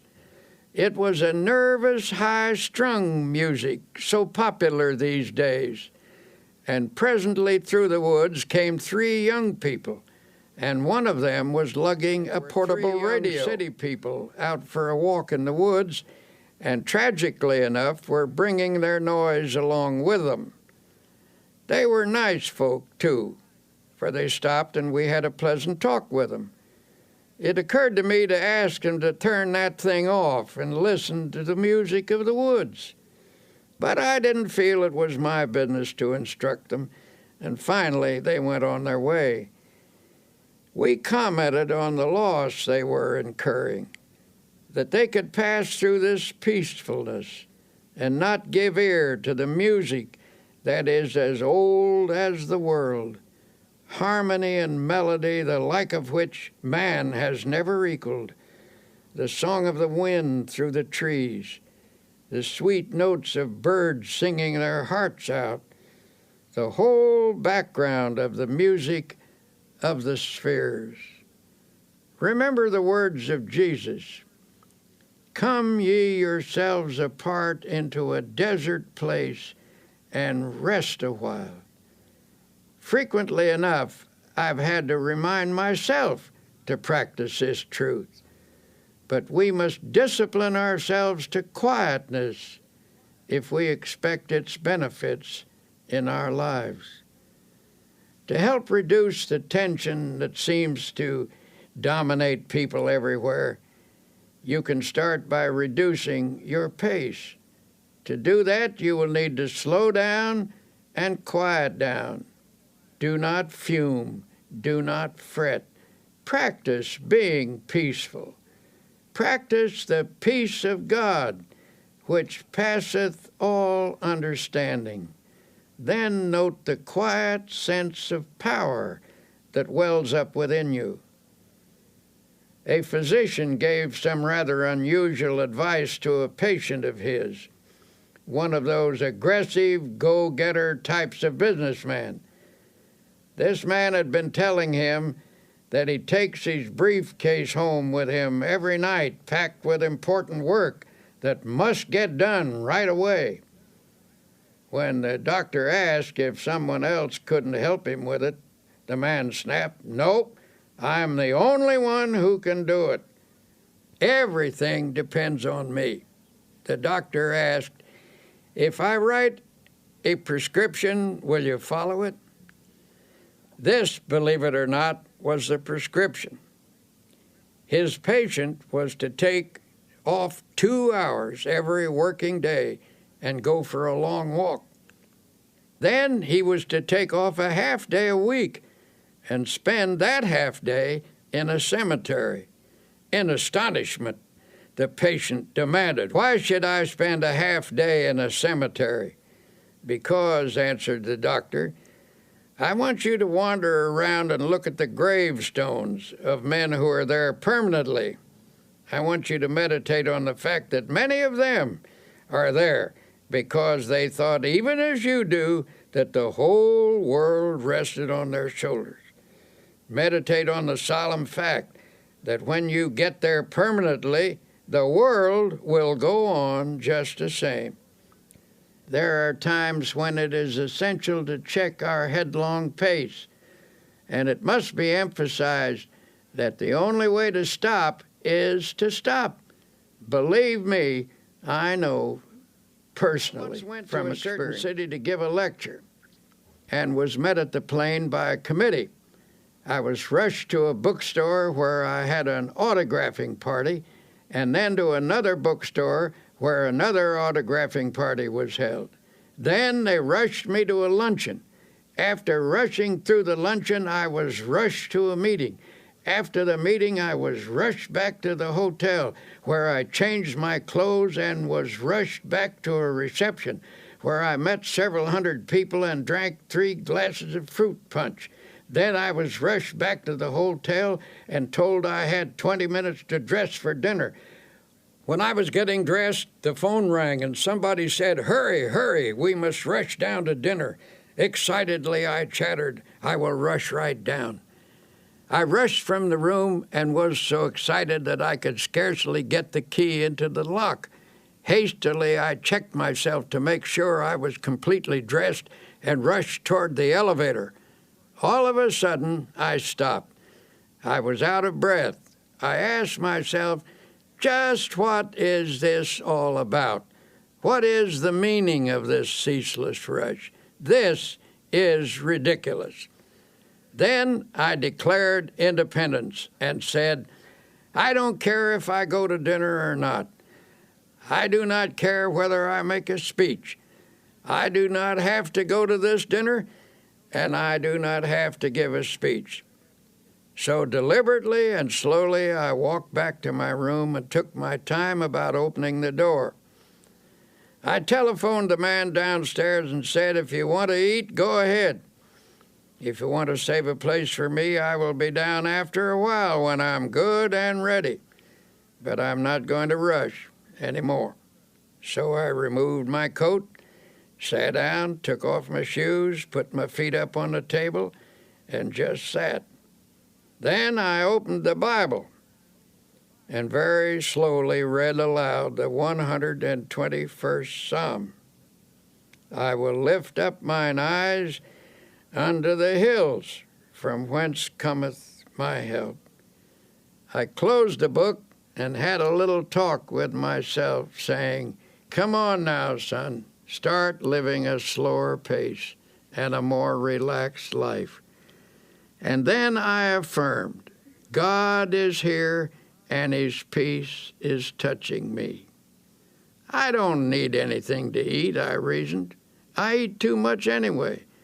Besides, the dinner will probably not be very good, and if I am quiet now, I will give a better speech at 8 o'clock. So I sat there resting and praying for a while. I shall never forget the sense of peace and personal mastery I had when I walked out of that room. I had the glorious feeling of having overcome something, of having taken control of myself emotionally. And when I reached the dining room, the others had just finished the first course. All I missed was the soup, which by general consent was no great loss. This incident was an amazing encounter with the healing presence of Almighty God. I gained this experience simply by stopping, by quietly reading the Bible, by sincerely praying, and by thinking some peaceful thoughts for a few moments. To attain emotional control, the daily practice of healing techniques is essential. Emotional control cannot be gained in any magical or easy way. The only sure method is by working at it regularly and by developing creative faith. To develop a calm control, it is necessary to think calmness. For as I've said before, the body responds sensitively to the type of thoughts that pass through the mind. It is also true that the mind can be quieted by first making the body quiet. Don't pace the floor. Don't wring your hands. Don't pound or shout or argue or walk up and down. Don't let yourself get worked up into a dither. In a meeting where a discussion was going on which finally became rather bitter. Tempers were getting frayed, and some of the participants were decidedly on edge. Sharp remarks were exchanged. Suddenly one man got up, took off his coat, opened his collar, and lay down on a couch. Everyone was astonished, and someone asked if he felt ill. "No," he said, "I feel fine. But I'm beginning to get mad. And I have learned that it is difficult to get mad lying down." We all laughed, and the tension was broken. So I urge you to slow down. For whatever you really want will be there when you arrive, if you work toward it without stress, without pressing. If, proceeding under God's guidance and in His smooth and unhurried tempo, it is not there, then it was not supposed to be there. If you miss it, perhaps you should have missed it. Try to develop a normal, natural, God-ordered pace. Practice and preserve mental quiet. Learn the art of letting go of all nervous excitement. To do this, stop at intervals and affirm, "I now relinquish nervous excitement. It is flowing from me now. I am at peace." You have a tendency to fume and fret. Here are some exercises that can help you achieve a more peaceful inner tempo. 1. Sit relaxed in a chair. Yield yourself completely to the chair. Starting with your toes and proceeding to the top of your head, conceive of every part of your body as relaxing. Affirm this relaxed state by saying, "My toes are relaxed, my fingers are relaxed, my facial muscles are relaxed," and so on. 2. Think of your mind as the surface of a lake in a storm, tossed by waves and whipped by the wind. Then imagine the waves subside and the surface placid and smooth. 3. Spend 2 or 3 minutes thinking of the most beautiful and peaceful scenes you have ever beheld. A mountain at sunset, for example, or a deep valley filled with the hush of early morning, or a woods at noonday, or moonlight upon rippling waters. In your memory, relive these scenes. 4. Make a mental list of times in your life when you've been conscious of God's watchful care. Recall how He brought things out right and took care of you when you were worried and anxious. Then recite aloud this line from an old hymn: "So long thy power hath kept me, sure it still will lead me on." 5. Repeat the following quotation, which has a great power to relax and quiet the mind. "Thou wilt keep him in perfect peace, whose mind is stayed on thee." Repeat this aloud if possible, so that by the end of the day you will have said it many times. Conceive of these words as active, vital substances that permeate your mind and send a healing balm to every area of your heart and mind. The connection between the mind and the body is a subtle but powerful one. Emotional turmoil can sap your energy, reduce your efficiency, cause poor health, and of course, steal your chances for happiness. Here's Dr. Peel with some thoughts on reversing this process and restoring your vitality. A physician I know says many of his patients have nothing wrong with them except their thoughts. He has a favorite prescription for some of them, and it's a verse from the Bible, no less. It reads, "Be ye transformed by the renewing of your mind." He finds that when his patients change the pattern of their thoughts, they actually achieve a more peaceful state of mind. And that helps to produce health and well-being. Many people can benefit from such a prescription of prayer, faith, and dynamic spiritual thinking. Here's an example. The sales manager of a large company had experienced a serious decline in both ability and energy. He had once been a man of outstanding efficiency and power, but in the last year or so, he'd lost his creative skill and sales were slipping badly. 2 vacations brought no improvement.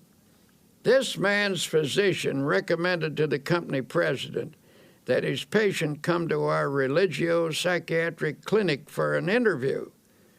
When he arrived, he was rather indignant at being sent to a church. "This is a pretty pass," he fumed, "when they send a businessman to a preacher. I suppose you're going to pray with me and read the Bible," he said irritably. "Well, I wouldn't be surprised," I answered, "for sometimes our trouble lies in an area where prayer and the therapy of the Bible can have an important effect."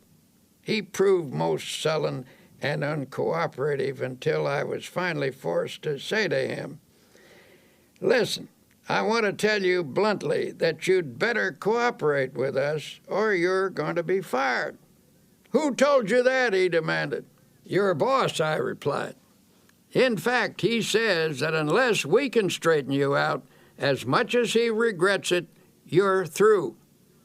You never saw such a stunned expression on anybody's face. "What do you think I ought to do?" he finally stammered. "A person often gets himself into the state you're in," I replied, "because the mind is filled with fear, anxiety, tension, resentment, guilt, or a combination of all of these. When these ingredients accumulate to a certain weight, the personality cannot support them any longer and gives way. Normal sources of emotional, spiritual, and intellectual power become clogged up. The person becomes bogged down by resentment, fear, or guilt. I don't know your trouble, but I suggest you think of me as a sympathetic friend with whom you can be absolutely open, and that you begin to tell me all about yourself.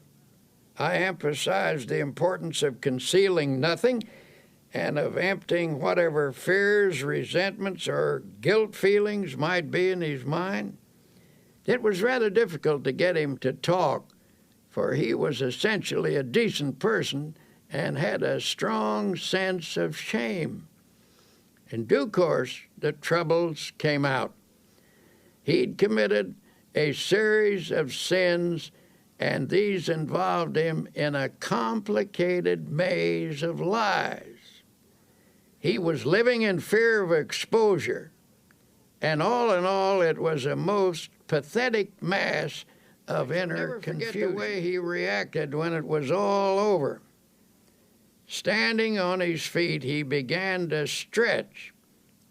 He stood on tiptoes, reaching his fingers toward the ceiling, and then took a deep breath. "My," he said, "I feel good." It was a dramatic expression of release and relief. Then I suggested that he pray and ask God to forgive him and to fill him with peace and cleanness. "Do you mean for me to pray aloud?" he asked dubiously. "I never did that in my whole life." "Yes," I said, "it's a good practice, one that will strengthen you." It was a simple prayer, and as best as I can recall it, this is what he said. "Dear Lord, I've been an unclean man, and I'm sorry for the wrong I have done. I've poured it all out to my friend here. I now ask you to forgive me and to fill me with peace. Also, make me strong so that I will never repeat these actions. Help me to be clean again, and better, lots better." He went back to his office that very day. Nothing was ever said to him, and it did not need to be, for soon he got back into stride and regained his position as one of the best sales managers in his city. Later, I met his president, who said, "I don't know what you did to Bill, but now he certainly is a ball of fire." "It wasn't me," I replied. Every thoughtful person who has ever considered the matter realizes that doctors are right when they tell us that grudges, resentment, jealousy, vindictiveness, hate, and so on are attitudes that produce poor health. The effects of anger are among the worst. Have a fit of anger and experience for yourself that sinking feeling in the pit of your stomach, that sense of sickness. Chemical reactions in the body are set up by emotional outbursts, which in turn result in feelings of ill health.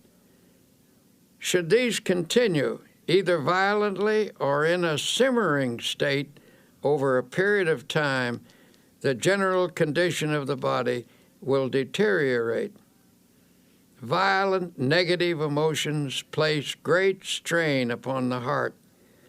One doctor describes how common it is for a person's blood pressure to jump 60 points almost instantly in response to an outburst of anger. A colleague of his suffered from a heart condition and knew that he was at the mercy of anyone who could annoy him. His death, in fact, resulted from a heart attack caused by a fit of anger when he forgot to discipline himself.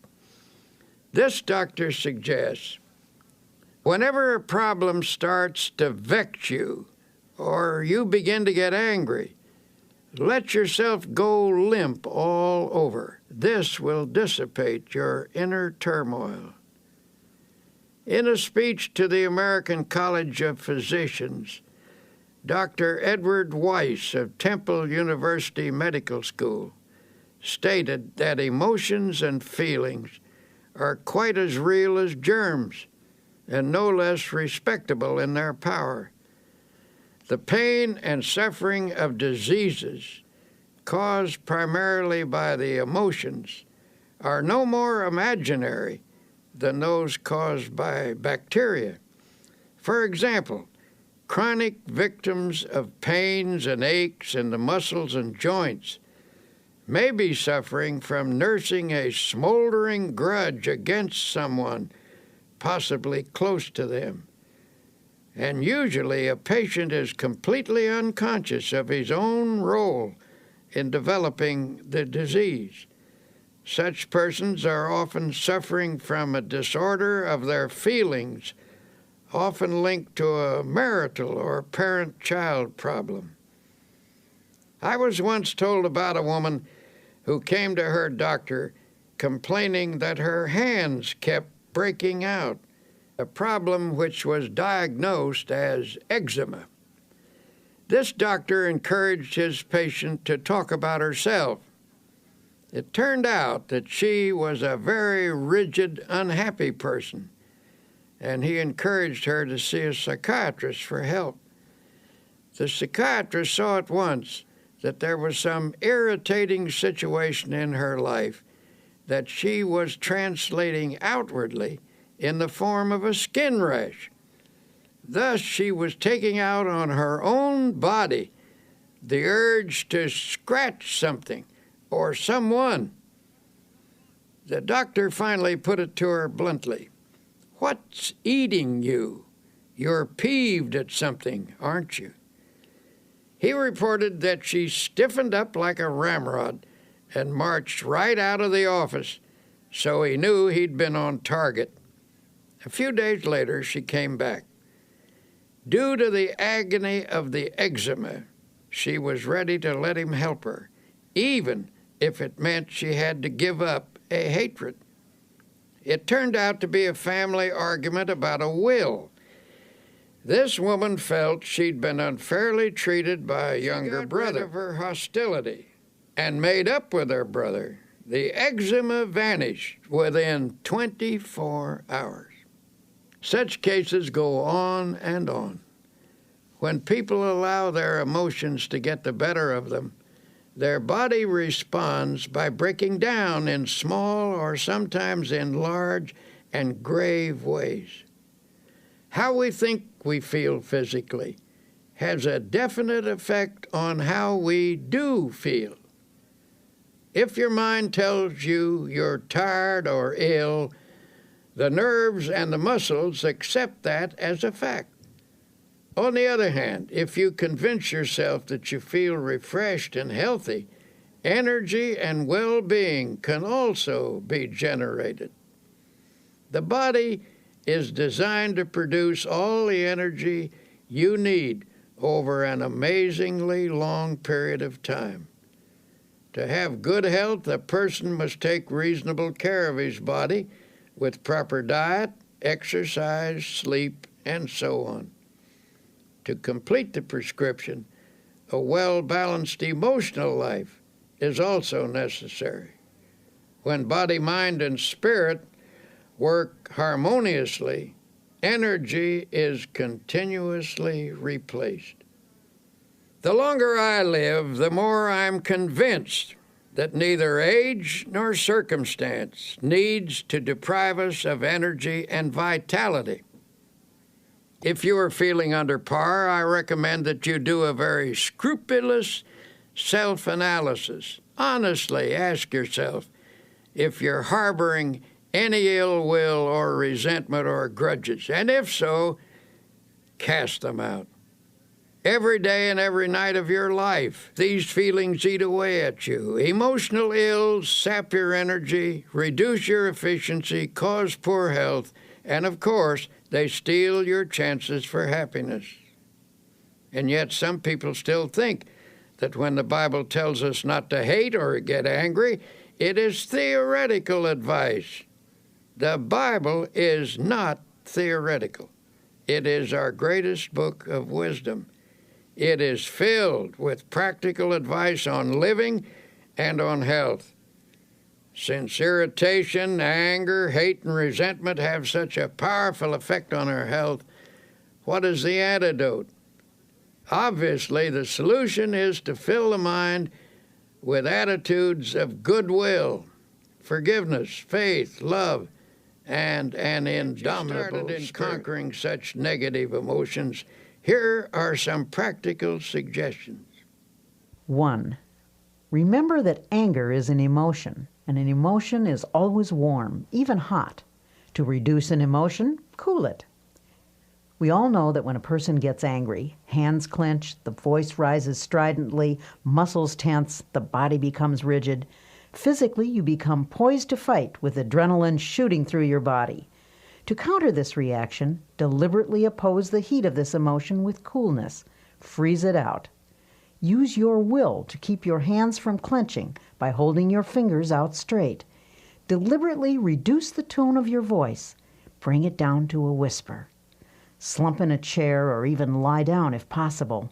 Remember, it's difficult to argue in a whisper or even get mad while lying down. At the moment, it may be a bit hard to pray, but try it anyway. At least conjure up a picture of God in your mind and try to think of Him angry as you are. You can't do it, and the effort will serve to puncture your hostility. Instead of counting to 10 when you feel anger mounting, try the first 10 words of the Our Father.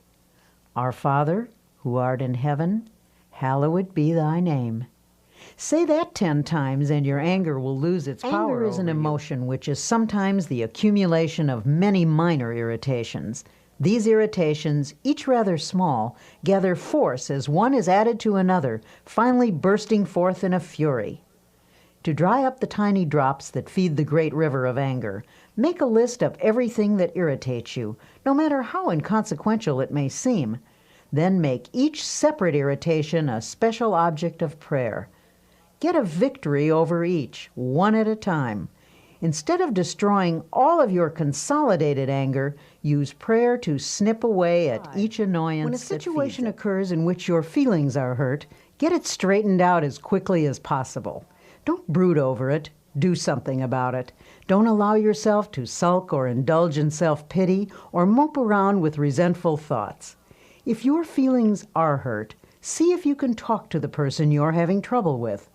Try to resolve the situation right away so the incident doesn't get distorted or out of proportion. Put some spiritual iodine on the hurt by saying a prayer of love and forgiveness. Allow the grievance to drain out of your mind. Go to someone you trust and pour it out until not a vestige of it remains within you. Then forget it. Pray for people who hurt your feelings. Continue this until you feel the malice fading away. You may have to pray for quite a while to get this result. Say this little prayer. May the love of God fill my heart. Then add this line. May the love of God for that person who has hurt me flood my soul. Pray this and mean it. Take the advice of Jesus literally when he said to forgive 70 times 7. That comes to 490 times. Before you have forgiven a person that many times, you will be free of resentment. Worry can have a devastating effect on your physical and emotional health. It stifles the flow of creative power and cripples the ability to act with confidence and clarity. But there is a remedy for overcoming fear. Here is Dr. Peel. Reduced to its simplest form, what is worry? Basically, worry is an unhealthy and destructive mental habit. But if you're a worrier, you weren't born with the habit. You acquired it, and like any habit or acquired attitude, you can cast worry from your mind. A famous psychiatrist asserts that anxiety is the great modern plague.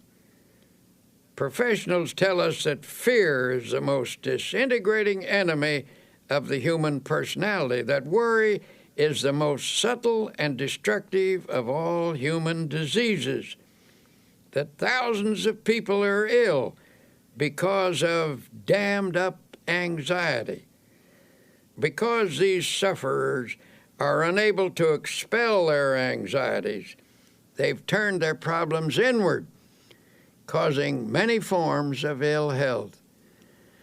The destructive quality of worry is indicated by the word itself, which is derived from an old Anglo-Saxon word meaning to choke. If someone were to put his fingers around your throat and press hard, cutting off the flow of air and blood, it would be a dramatic demonstration of what you do to yourself by long-held and habitual worry. The worrier, so it seems, is not likely to live as long as the person who learns to overcome his worries. A study of some 450 people who lived to be 100 years of age found that the following reasons contributed to their long and contented lives. 1, they kept busy. 2, they used moderation in all things. 3, they ate lightly and simply. 4, they got a great deal of fun out of life. 5, they were early to bed and early to rise. 6, they were free from worry and fear, especially the fear of death. 7, they had serene minds and faith in God. Have you ever heard a person say, "I'm almost sick with worry," and then add with a laugh, "But I guess worry never really makes you ill"?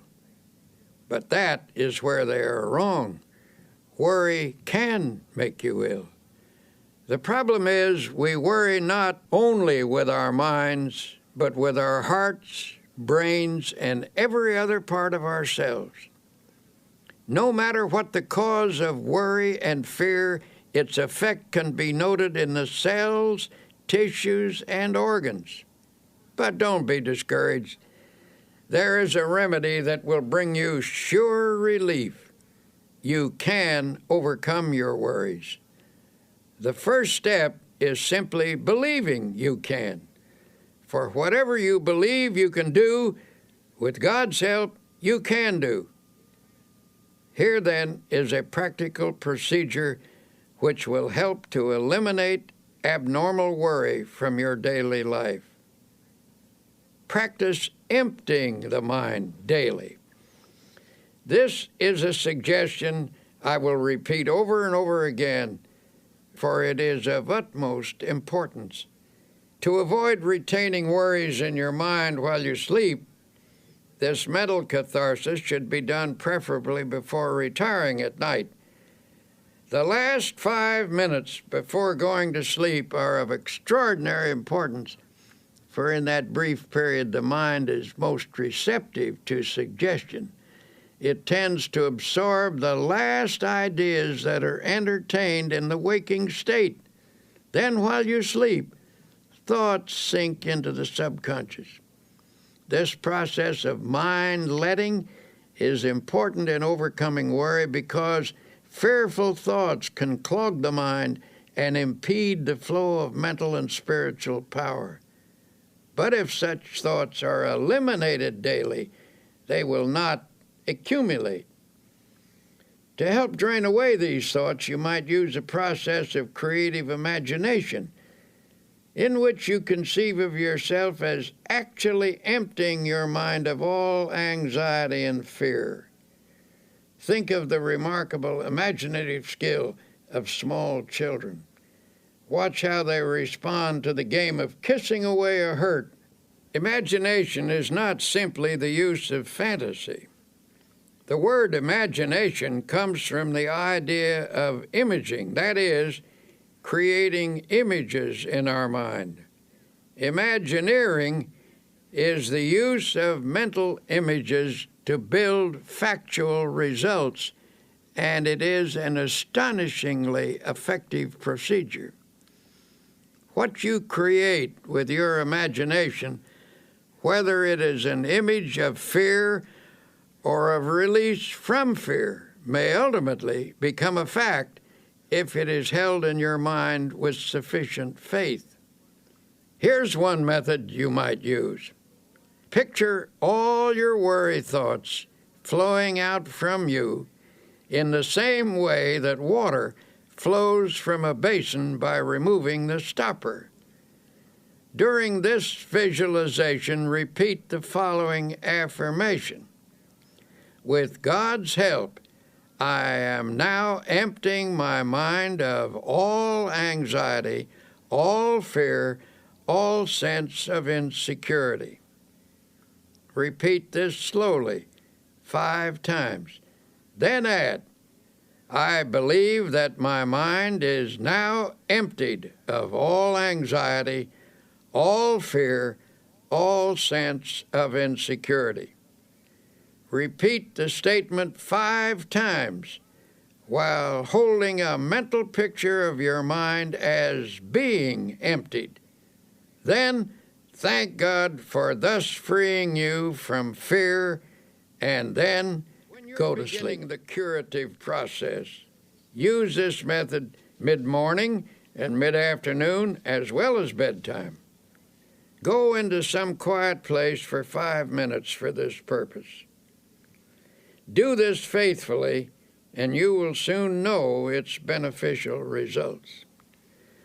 In due course, this thinking will drive out worry. I cannot emphasize enough the importance of freeing your mind from worry and fear.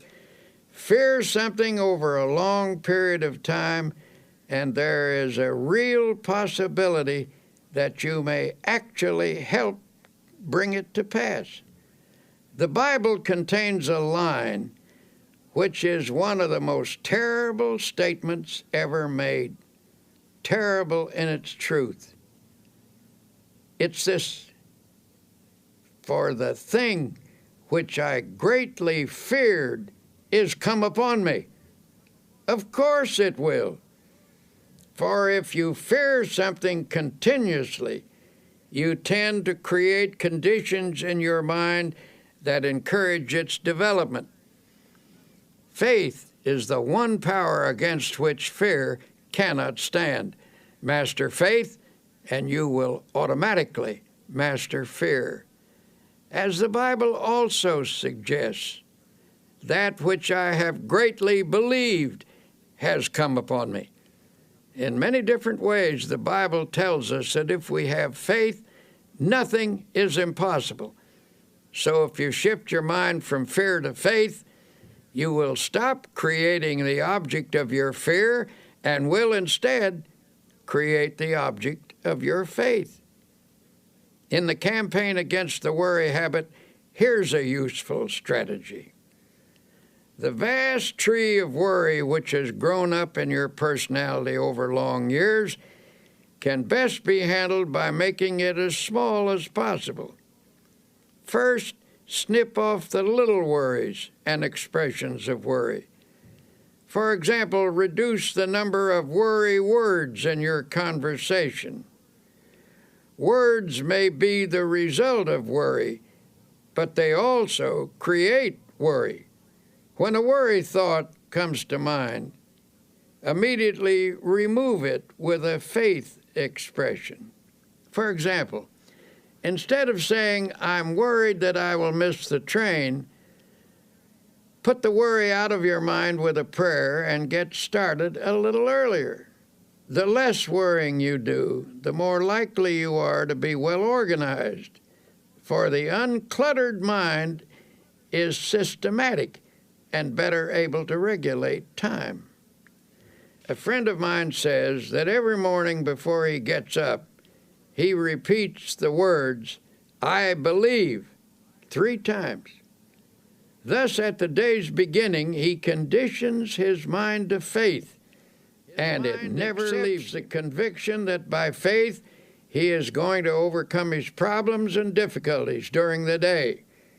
He starts the day with creative, positive thinking in his mind. He believes, and it is very hard to hold back the person who believes.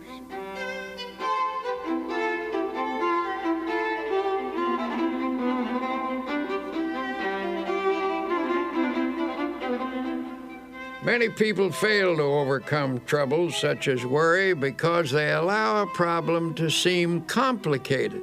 It can be very useful to attack the problem with some simple technique, something that dramatizes your war against worry I've seen was developed by a man who was once a tremendous worrier.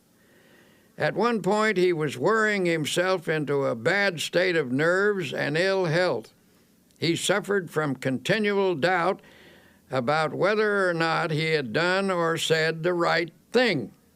He was always rehashing his decisions and getting unnerved about them. I suggested that he ought to work out some simple method that would help him drop the day completely when it was over and go ahead into the future. One day, I noticed that his state of mind was improving, and I commented on it. "Oh, yes," he said, "I finally got the secret, and it has worked amazingly well." He asked me to drop into his office sometime during the close of the day, and he would show me how he had broken the worry habit. One evening I did, and he explained that he'd worked out a little ritual to perform every night before leaving his office. We picked up our hats and coats and started toward the door. By the door stood a wastebasket, and above it on the wall was a calendar.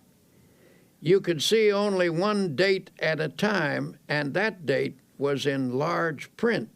He said, "Now I will perform my evening ritual, the one that has helped me break the worry habit."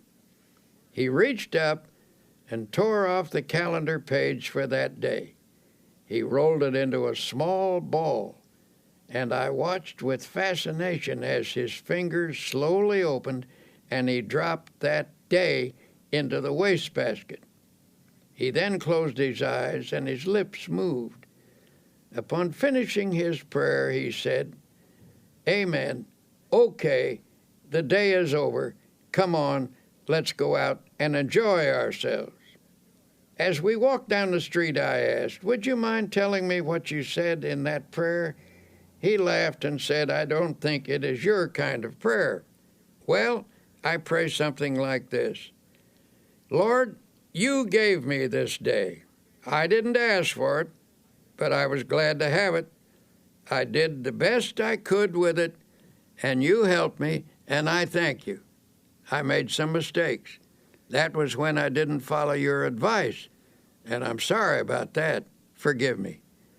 But I had some victories and some successes too, and I'm very grateful for your guidance. But now, Lord, mistakes or successes, victories or defeats, the day is over, and I'm through with it.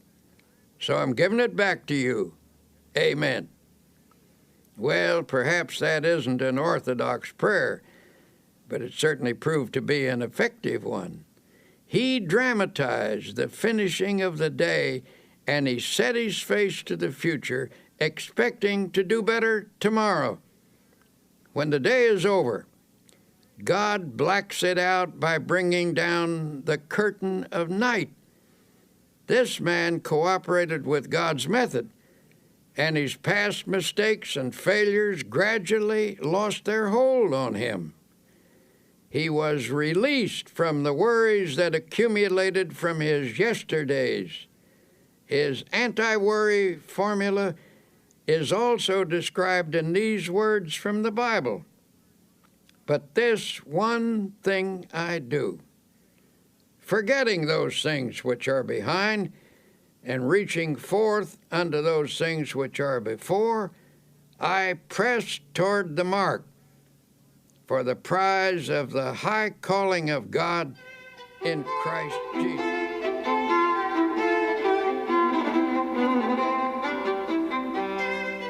To help you break the worry habit, here are some practical suggestions you can start using right away. 1. Say to yourself, worry is a very bad mental habit. I can change any habit with God's help. 2. You can become free of worry by practicing the opposite and stronger habit of faith. With all the strength and perseverance you can command, start practicing faith. 3. How do you practice faith? Here's a good way to begin. First thing every morning before you rise, say out loud, I believe. 4. Recite this prayer frequently. I place this day, my life, my loved ones, my work in the Lord's hands. There is no harm in the Lord's hands, only good. Whatever happens, whatever results, if I am in the Lord's hands, it is His will, and it is good. 5. Practice saying something positive about everything. For example, don't say, this is going to be a terrible day. Instead, affirm, this is going to be a glorious day. Don't say, I'll never be able to do that. Instead, affirm with God's help, I will do that. 6. Shoot an injection of faith into all your conversations. A group of people talking pessimistically can infect every person in the group with negative feelings. But by talking up rather than down, you can drive off that depressing atmosphere and make everyone feel hopeful. 7. One reason you're a worrier is because your mind is literally saturated with thoughts of gloom, defeat, and apprehension. To counteract these, mark every passage in the Bible that speaks of faith, hope, and happiness. Commit each to memory. Say them over and over again until they saturate your subconscious mind. Then the subconscious will return to you what you have given it, namely optimism, not worry. 8. Help others cure the worry habit. In helping another to overcome worry, you get greater power over it within yourself. 9. Every day of your life, conceive of yourself as living in partnership and companionship with God. If He actually walked by your side, would you be worried and afraid?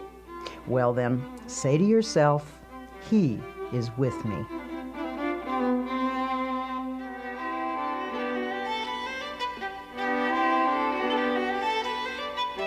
For most people, happiness is perhaps the most precious commodity in the world. And yet, all too often, it eludes us. In this segment called Create Your Own Happiness, you'll discover why happiness is really a state of mind. Once I met a man who absolutely bubbled over with radiant happiness. When I asked him his secret, he said, "Why, it's just as plain as the nose on your face." When I get up in the morning, I realize I have two choices, either to be happy or unhappy. And what do you think I do? I just choose to be happy, and that's all there is to it. Now, that may seem a superficial response, but I recall that Abraham Lincoln, who nobody could accuse of being superficial, said that people were just about as happy as they made their minds up to be.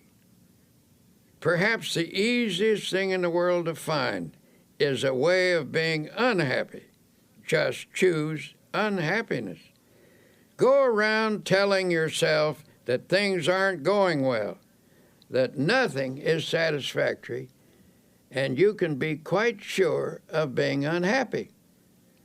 But say to yourself, things are going nicely, life is good, I choose happiness, and you can be quite sure of having your choice. Children are much more adept at finding happiness than most adults. The adult who can carry the spirit of a child into middle and old age is a kind of genius, for he will preserve the truly happy spirit with which God endows the young. The subtlety of Jesus Christ is remarkable, for he tells us that the way to live in this world is to have a childlike heart and mind. In other words, never get old or dull or jaded in spirit. Don't become super sophisticated. A 9-year-old was asked what makes her happy. She listed her playmates, her school, her church, and her family. That list incorporates all the elements that are important in adult life, too. Your friends and associates, your work, your place of worship, and the home circle where you find love. There you have happiness in a nutshell. And the happiest time of your life is in relation to those factors. There are a few other things that some boys and girls said made them happy. Street lights reflected on a river, smoke rising from a chimney, the moon in the clouds, red velvet, a swallow flying, water being cut at the bow of a boat, a fast train rushing, a builder's crane lifting something heavy, looking into deep, clear water. There is something of the most sublime element of the universe expressed in these things.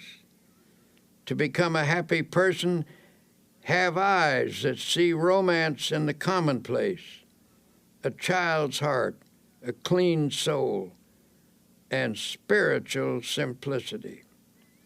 Unfortunately for many people, unhappiness is their most frequent state of mind.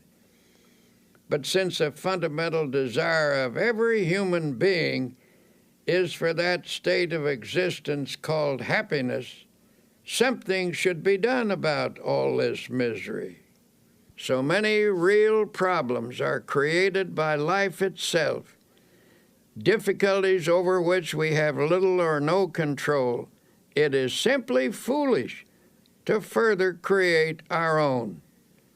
But the truth is, by our thoughts and attitudes, we distill out of the ingredients of life either happiness or unhappiness for ourselves. We can manufacture unhappiness simply by our thinking.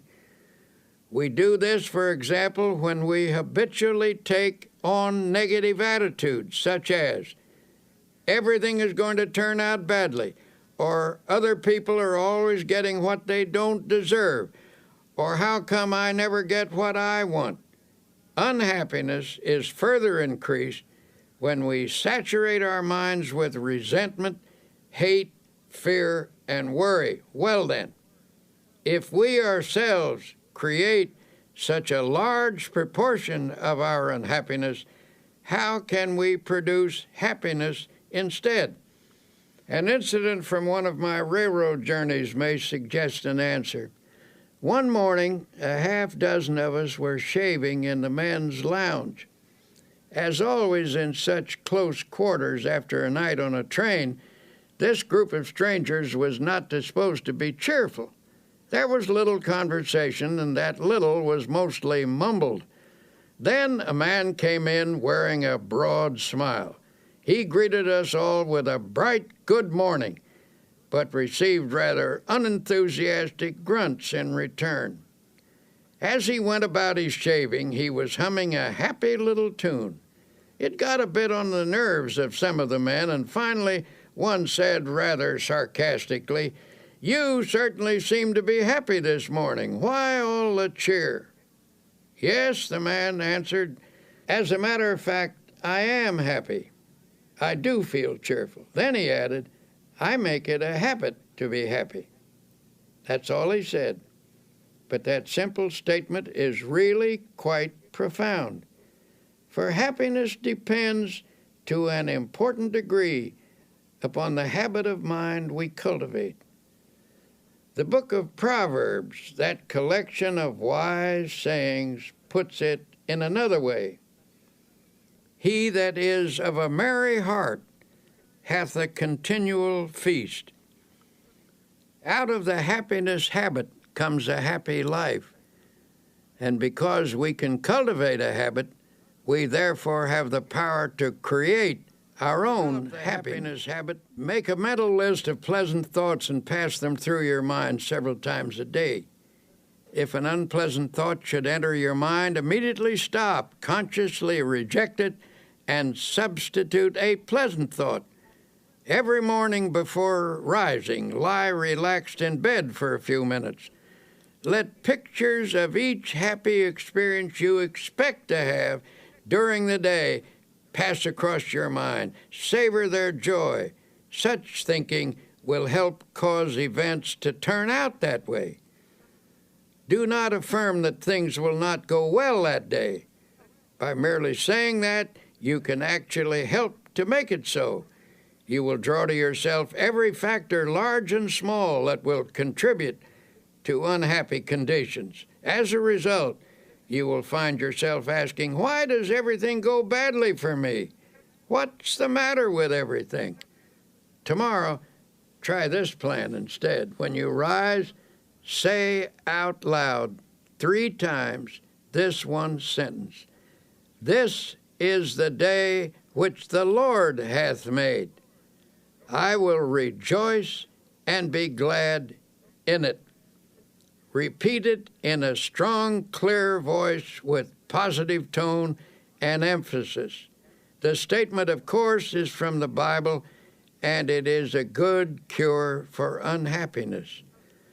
While dressing or shaving or getting breakfast, you might also say aloud a few such remarks as, I believe this is going to be a wonderful day. I believe I can successfully handle all the problems that will arise. I feel good physically, mentally, emotionally. I am grateful for all that I have had, for all that I now have, and all that I shall have. Things are not going to fall apart because God is here, and He is with me, and He will see me through. I thank God for every good these phrases and meditate on their meaning.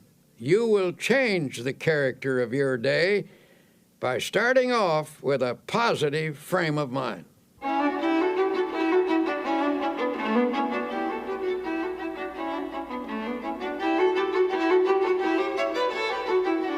And yet it is not enough to practice even such important techniques as these unless throughout the day you also base your actions upon fundamental principles of happy living. One of the most simple and basic of such principles is that of human love and goodwill. One man who truly knew happiness was a friend of mine named Ralston Young, who was once famous as Red Cap number 42 in New York City's Grand Central Station. This man carried bags for a living, but his real job was living the Spirit of Christ.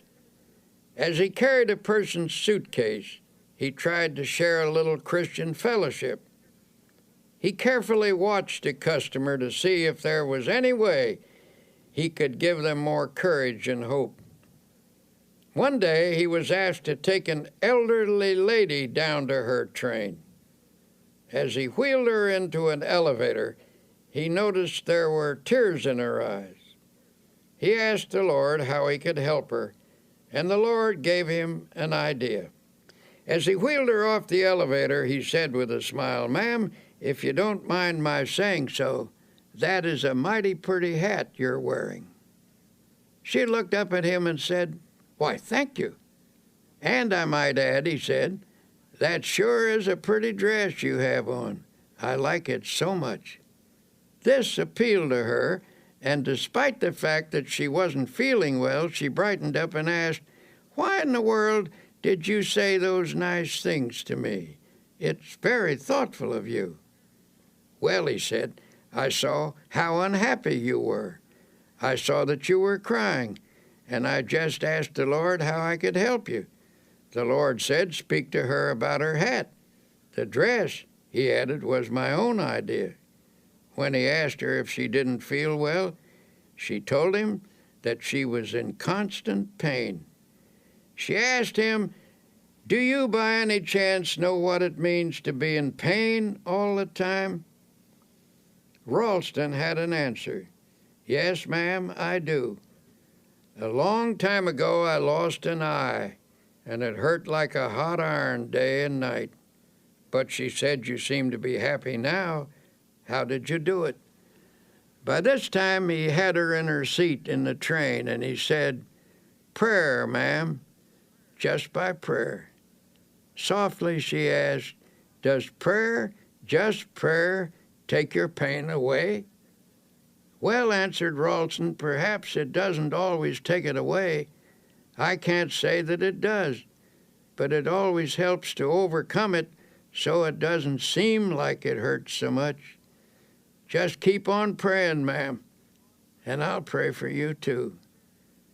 Her tears were dried now, and she looked up at him with a smile, took him by the hand, and said, "You've done me so much good." A year passed, and one night at the station a young woman came to see Ralston. She said, "I bring you a message from the dead. Before she died, my mother told me to find you and to tell you how much you helped her last year when you took her to the train in her wheelchair. She will always remember you, even in eternity, for you were so kind and loving and understanding." The young woman burst into tears and sobbed in her grief. Ralston stood quietly watching her. Then he said, "Don't cry, Missy. Don't cry. You shouldn't cry. Give a prayer of thanksgiving instead." She was surprised by this response, and Ralston went on, "Why, because many people have become orphans much younger than you. You had your mother a long, long time, and besides, you still have her. You will see her again. She is near to you now, and she always will be near to you.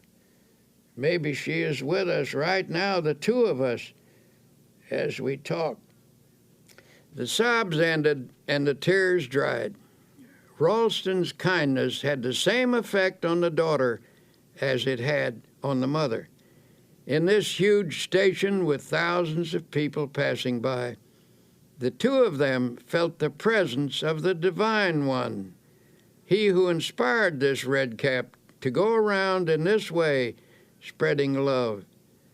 As Tolstoy said, "Where love is, God is." And we might add, where God and love are, there is happiness. So a fundamental principle in creating happiness is just to practice love. In my travels about the country, I have been fortunate to encounter an increasing number of genuinely happy individuals. These are people who have been practicing the kinds of techniques I'm describing to you. Recently, after finishing a lecture, a big, strapping, fine-looking man invited me to a party.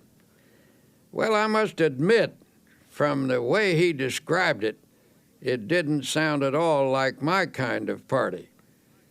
I was hesitant, afraid I might cramp everyone's style, so I began to make excuses. "Oh, don't worry," he said. "This is your kind of party.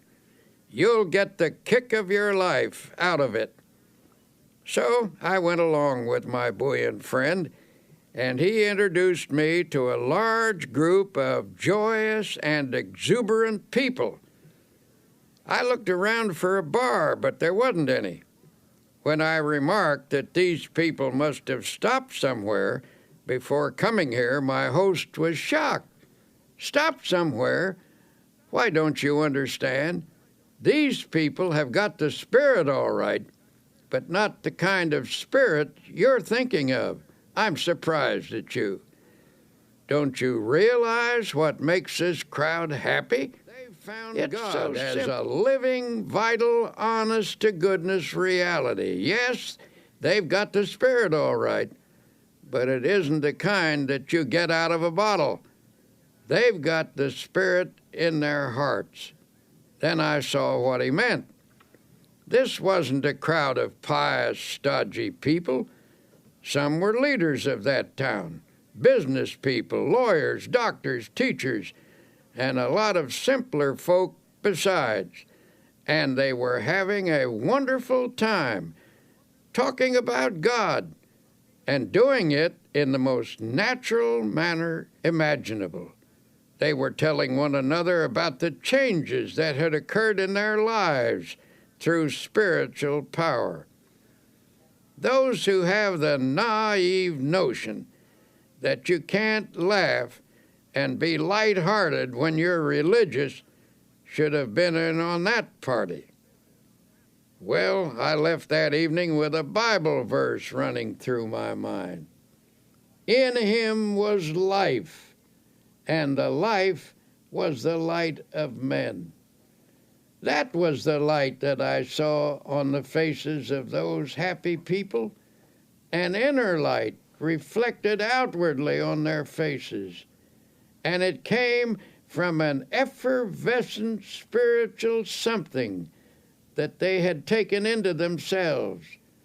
Life means vitality, and these people obviously were getting their vitality from God. Through faith in God and in themselves, they had found the power that creates confidence. If you want to create and a little more happiness. happiness in your life, here are a few ideas. 1. Remember it is primarily your thoughts and attitudes that determine how happy you are. Never allow resentment, hate, fear, or worry to dominate your thoughts. 2. Make it a habit to be happy. You can cultivate this habit, so you do have a choice. As the book of Proverbs says, "He that is of a merry heart hath a continual feast." 3. Practice happy thinking. Make a mental list of pleasant thoughts and pass them through your mind several times each day.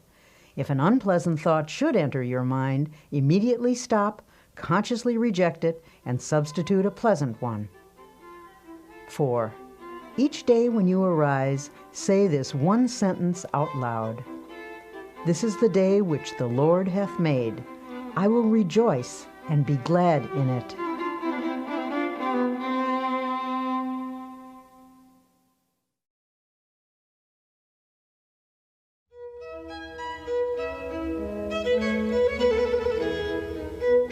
We might as well admit it, everyone wants to be liked. William James once said, "One of the deepest drives of human nature is the desire to be appreciated. The longing to be liked, to be held in esteem, to be a person whom others seek out is fundamental in all of us. On this side, you'll discover how to enjoy easy, natural, and pleasing relationships with others, how to be somebody you'd like to know. A poll was taken among some high school students, asking them what they most desired. By overwhelming majority, the students answered that they wanted to be popular. Older people have this same urge. Indeed, it is doubtful if anyone ever outlives the desire to be highly regarded or to have the affection of friends and associates.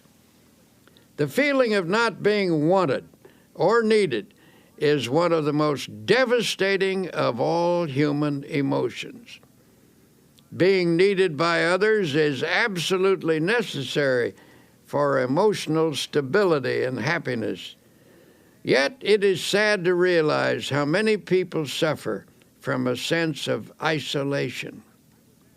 I was at a luncheon once when a young doctor rushed in to take his place at the table. He looked frazzled as he sat down with a weary sigh. "If only the telephone would stop ringing," he complained. "I can't get anywhere because people call me all the time. I wish I could put a silencer on that phone." An elderly doctor at the table spoke up. "I know how you feel. I used to feel that way myself. But you should be thankful the phone does ring. Be glad people want and need you." Then he added pathetically, "Nobody ever calls me anymore. I would like to hear the telephone ring again. Nobody wants me, and nobody needs me. I'm a has-been." The feeling of not being wanted or needed can produce frustration, illness, and even aging. It is not only a sad way to live, but it is damaging to the human psyche. If you're feeling useless, for your own sake, do something about it. Try getting out of yourself for a while. Stop feeling sorry for yourself and find a way instead to provide a service for someone else. Think about people who are less fortunate than you who need help. Volunteer for a worthwhile cause. Not only will you find the esteem we all need, but others will greatly benefit by what you give. People who give. deliberately strive to be popular often fail in the attempt. Popularity sought purely for its own sake can be a superficial goal which encourages superficial results. On the other hand, we all know someone who has that extra something, a magnetism that comes from inner confidence. Without even trying, these people never seem to lack for friends. Before we begin talking about ways to improve your relationships, let me warn you that no one, no matter how terrific, is liked by everyone. It's a curious quirk in human nature, but there are certain people with whom we simply don't click. Even the Bible recognizes this fact about human nature, for it says, "If it be possible, as much as lieth in you, live peaceably with all men." The Bible is a very realistic book. It knows people, their infinite possibilities, as well as their imperfections. The Bible advised the disciples that they should do their best to get along with the people in the villages they visited. But if they still couldn't do so, after trying sincerely, they were to shake off the very dust of the village from their feet. "And whosoever will not receive you when you go out of that city, shake off the very dust from your feet for a testimony against them." This is all by way of saying that if you don't achieve perfect popularity with everyone, don't let it bother you too much. People have never mastered the knack of being sought after, and it's not for lack of trying. Some people even go to extremes, acting in a manner they don't really enjoy, all because of their intense desire to be liked. Unfortunately, this desire is often merely a search for a superficial kind of popularity. Having said that, now let me tell you that there are certain procedures which can make you a person that other people like to be with, without becoming artificial or putting on an act. You can enjoy satisfactory personal relationships even if you are a difficult person or are by nature shy and retiring. Here are some suggestions. First, try to be a comfortable type of person, the kind that others can be easy with. Some people always keep a barrier between themselves and the world. It's a strain just to be with them. A stiff, unresponsive individual never quite meshes into a group. It's hard to know what they're feeling or how they're going to react. They make you feel a little uneasy. But a comfortable kind of person is easygoing and natural. They have a pleasant, kindly, genial way about them. Being with them is a bit like wearing an old hat or an old pair of shoes. It is important to try to be natural. Someone who is easy to be with usually has a big soul quality about them. Little people, those who are overly concerned about their place or position, are often stiff and easily offended. Although there are many characteristics that contribute to a likable personality, there is one basic trait that surpasses all others. That is a sincere and forthright interest in and love for people. If you're having trouble with relationships, perhaps you should look for elements in your personality that cause strain when you're with others. Don't automatically assume that other people don't like you because of something wrong with them. Perhaps the trouble is within yourself. Finding and eliminating such problems requires scrupulous honesty and may also involve the help of a professional counselor. The scratchy elements of your personality may be qualities you've acquired over the years. Perhaps you assumed them as a defense, or they may be the result of attitudes developed in your younger days. Regardless of their origin, they can be eliminated. Came to us seeking help for problems with personal relationships. He was about 35 years old, and such an appealing-looking man it seems surprising that people shouldn't like him. Yet he proceeded to outline an unhappy set of circumstances to illustrate his dismal failure with people. "I do my best," he said. "I've tried to put into practice the rules I've been taught about getting along with people, but I get nowhere with the effort. People just don't like me." After talking with him, the trouble became apparent. His manner of speech conveyed a persistently critical attitude. This attitude was thinly veiled, but still it was there. He had an unattractive way of pursing his lips, which indicated a kind of primness or reproof for everybody, as if he felt just a bit superior and disdainful. "Isn't there some way to change myself so people will like me?" he demanded. "Isn't there some way I can stop unconsciously rubbing people the wrong way?" The young man was decidedly self-centered and egotistical. The person he really liked was himself. Every statement, every attitude was unconsciously measured in terms of how it made him look. He was irritable with people and picked on them in his own mind, though few outward conflicts developed. Inwardly, he was trying to make everyone over to suit himself. Unconsciously, people realized this. In their minds, they erected barriers against him.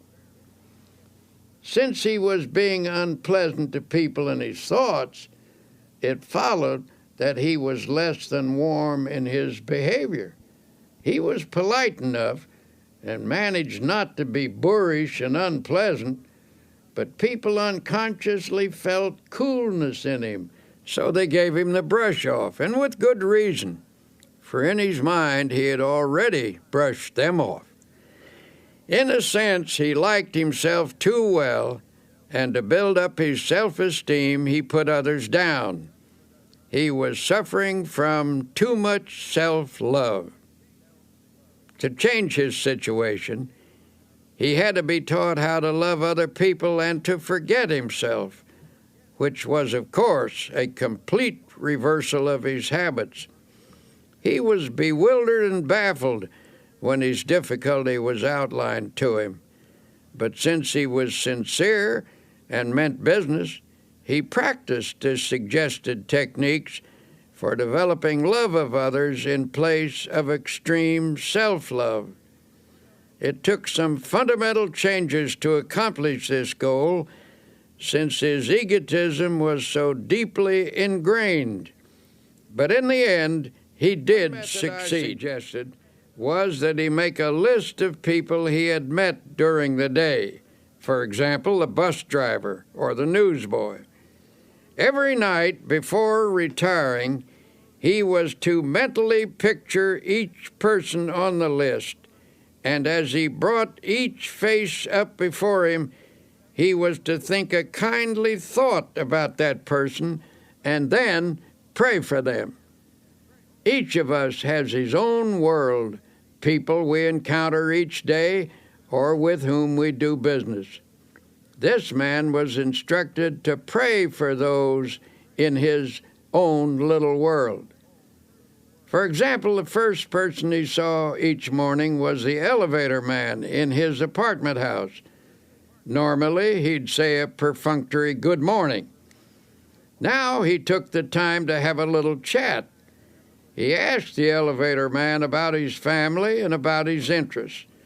He found that he had an interesting point of view and some experiences which were quite fascinating. He began to see new values in a person who had previously been a mechanical robot to him. He actually began to like the elevator operator, and in turn, the elevator operator, who had formed a pretty accurate opinion of the young man, began to reverse his views. They established a friendly relationship. So the process went from person to person on his list. One day the young man said, "I've found that the world is filled with interesting people, and I never realized it before." When he made that observation, he proved that he was losing himself. And when he did that, as the Bible so wisely tells us, he found himself.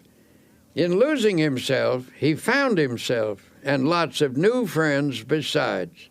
People began to like him. Learning to pray for other people is a very important step in this process. When you pray for someone, you tend to lift the relationship to a higher level. The best in other people begins to flow out toward you as your best flows toward them. In the meeting of the best, in each, a higher understanding is established. Essentially, getting people to like you is merely the other side of liking them. One of the most popular men who lived in the United States in this century was the late Will Rogers, and one of the most characteristic statements he ever made was, I never met a man I didn't like. Now, that may have been a slight exaggeration, but I'm sure Will Rogers didn't think so. That is truly the way he felt about people, and as a result, people opened up to him like flowers to the sun. Another important way to get people to like you is to practice building up their ego.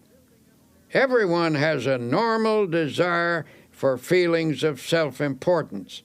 If I deflate your ego, and therefore your self-importance, I show my lack of respect for you. Though you may laugh it off, I have indeed wounded you.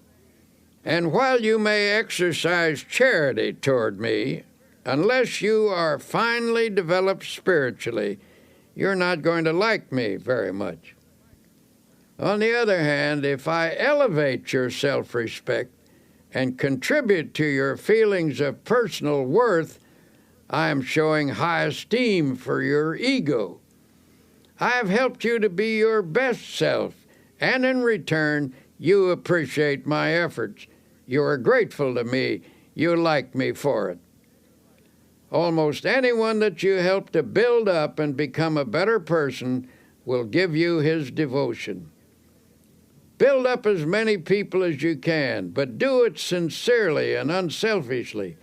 Do it because you like them and because you recognize their potential. If you do good for people, affection and esteem will flow back to you. Best of all, you will never lack principles for getting for people friends. to like you are simple. Here are 10 practical exercises to help you become someone that you'd like to know.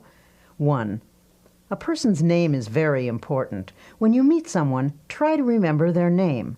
If you don't, they may feel you're not very interested in them. 2. Be the comfortable sort of person with whom others feel relaxed. Try to make them feel at home with you. 3. Acquire that quality of relaxed easygoingness so that everyday irritations don't ruffle you. 4. Don't be egotistical. Guard against giving the impression that you know it all. 5. Try to be an interesting person. Cultivate interests to keep your mind alive. People enjoy being with someone who is stimulating. 6. Get those scratchy elements out of your personality. If you suspect there may be bothersome traits you're not aware of, get a friend or perhaps a professional to help you. 7. Attempt to heal the misunderstandings you've had with others. Sincerely drain off your grievances. 8. Practice liking people until it comes naturally to you. 9. Never miss an opportunity to say a word of congratulations upon someone's achievement or express sympathy for their sorrow or disappointment. 10. Strengthen your spiritual life. Then offer strength to others that will help them meet life more effectively. Give strength to people, and they will give affection to you. Winston Churchill once wrote about the great British General Tudor. He commanded a division of the British Fifth Army, which faced the powerful German assault in March 1918. The odds were heavily against him, but General Tudor knew how to meet an apparently immovable and undefeatable obstacle. His method was simple. He merely stood and let the obstacle break on him, and he in turn broke the obstacle. Now here is what Churchill said about General Tudor. The impression I had of Tudor was of an iron peg hammered into the frozen ground, immovable. General Tudor knew how to stand up to an obstacle. Just stand up to it, that's all. Don't whine or complain about it. Don't give way under it. Stand up to it, and it will finally break. You will break it. Something has to break, and it won't be you. It will be the obstacle.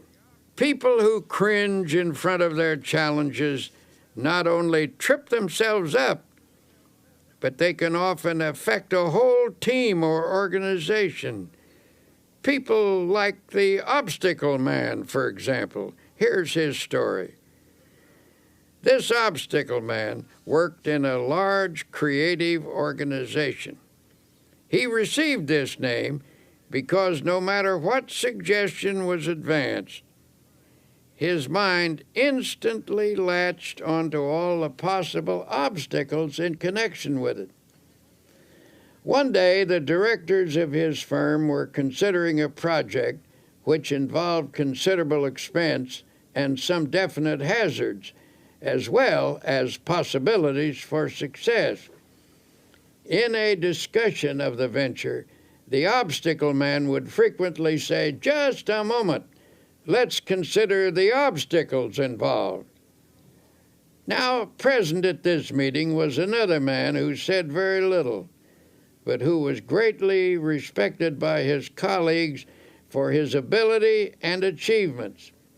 After listening to the obstacle man's litany of objections, he finally asked, "Why do you constantly emphasize the obstacles in this proposition instead of the possibilities?" The obstacle man responded, "To be intelligent, one must always be realistic, and it is a fact that there are definite problems with this project. What attitude would you take toward these obstacles, may I ask?" The other man unhesitatingly replied, "What attitude would I take toward these obstacles? Why, I would just remove them, that's all, and then I would forget them." "But," said the obstacle man, "that's easier said than done. You say you would remove them and forget them. May I ask if you have any technique for doing this that the rest of us have never discovered?" A slow smile came over the face of the other man as he said, "My entire life removing obstacles, and I never saw one yet that couldn't be removed, provided you had enough faith and guts and were willing to work. Since you want to know how it's done, I'll show you." He then reached into his pocket and took a card out of his wallet. He shoved the card across the table and said, "There, read that. That's my formula. And don't give me a song and dance about how it won't work either. I know better from experience." The obstacle man picked up the card and, with a strange look on his face, read the words to himself. "Read them out loud," urged the other man. In a slow, dubious voice he read, "I can do all things through Christ who strengthens me." The owner of the card put it back in his wallet and said, "I've lived a long time and have faced a lot of difficulties, but there is power in those words, actual power, and with it you can remove any obstacle." He said this with confidence, and everyone knew he meant it. He was, in fact, a remarkable man who had overcome many odds, and his successful track record spoke for itself. His positive attitude, plus the fact that he was not in any sense holier than thou, made his words convincing to the men around the table. At any rate, there was no more negative talk from the obstacle man or anyone else from then on. The project was put into operation, and despite risks and difficulties, it turned out successfully. Think of the winning mentality that sports champions cultivate. When a game seems to be going against them, they can't let discouragement creep in. They can't let negative thoughts dominate, or they will lose the power to win. To be a champion in your own arena, your mental and spiritual resources must be razor sharp with confidence. Now you may say, "But you don't know my circumstances. I'm in a different situation than anybody else, and I'm about as far down as a human being can get." Well, If that's true, and you're down as far as you can get, in that case, congratulations, for you're at the bottom. And the bottom is a wonderful place. The only place you can go from the bottom is up. On the other hand, it's hard to say you're in a situation that no one has ever encountered before. There is no such situation. Practically speaking, there are only a few human stories, and they've all been enacted before. This is a fact we must never forget. There are people in this world who have overcome every conceivable difficulty, even the most hopeless, even the one in which you now find yourself. There is always a way out. A wise old man was once asked how he overcame the many difficulties of his life. How do I get through a trouble? Well, first I try to go around it. And if I can't go around it, I try to get under it. And if I can't get under it, I try to go over it. And if I can't go over it, I just plow right through it. Then he added, God and I plow right through it together. One way to help your subconscious become more positive is to eliminate certain expressions of thought and speech, which we'll call the little negatives. These little negatives clutter up the average person's conversation, and while each one is seemingly unimportant in itself, when taken together, they have a total effect of creating a negative mindset. If you analyze your own conversational habits, you may be shocked by what you find.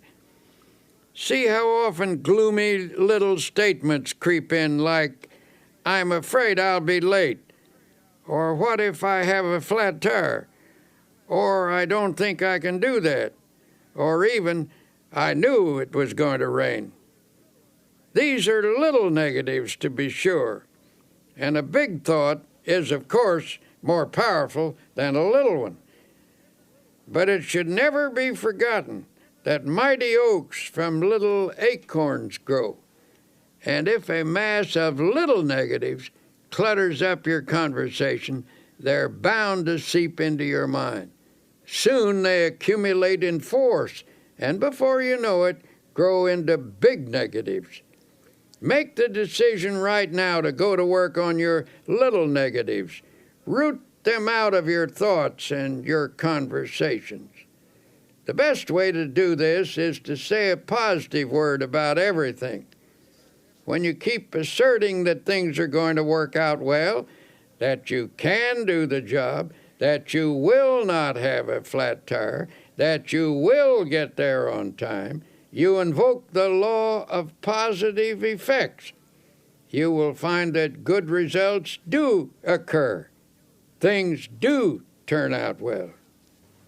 Now, as we've said before, our success in overcoming obstacles is greatly influenced by our attitude. In fact, most of our obstacles are actually mental in character. Ah, you may object. My obstacles are not mental. Mine are real. Perhaps so, but your attitude toward them is mental. Attitudes are created by a mental process, and what you think about your obstacles largely determines what you do about them. Take the attitude that you can't remove an obstacle, and you won't. But get the idea firmly fixed in your mind that the obstacle is not so great as you previously considered it to be.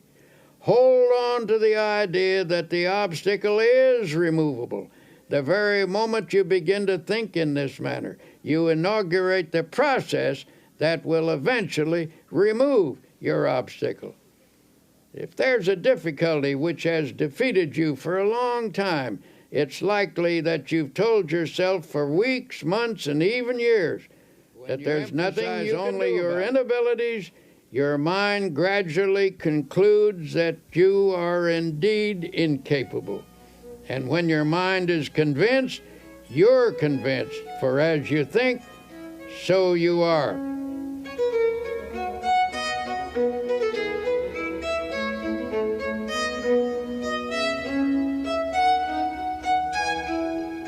Armed with a new attitude, now take another look at that obstacle that's been bothering you. You will find that it isn't so formidable as you thought. Say to yourself, the rough is only mental. I think victory, I get victory. Remember that formula. Write it on a piece of paper, put it in your wallet, stick it over the kitchen sink, put it on your dressing table and on your desk. Keep looking at it until its truth permeates your whole mental attitude, until it becomes a positive obsession. I can do all things through Christ who strengthens me. What may seem to be a difficult proposition is hard or easy depending upon how we think about it. Some of America's greatest thinkers tackled this question of attitude, and each came to the same conclusion. Ralph Waldo Emerson believed that the human personality can be touched with divine power, and through this channel, greatness is released. William James pointed out that the most important factor in any undertaking is one's belief about it. And Henry David Thoreau told us that the secret of achievement is to hold a picture of a successful outcome in mind. I've frequently received letters from people who discovered just how practical the I don't believe in defeat approach can be. One man wrote to relate his father's story. My father was a traveling salesman, the letter began. Every year he changed the line of goods he would sell and tell my mother that this was the last change. He always said that next year our problems would be over and we would be on Easy Street. But Easy Street never happened, and my father was always tense, always afraid of himself, always whistling in the dark. Then one day a fellow salesman gave Father a copy of a little 3-sentence prayer.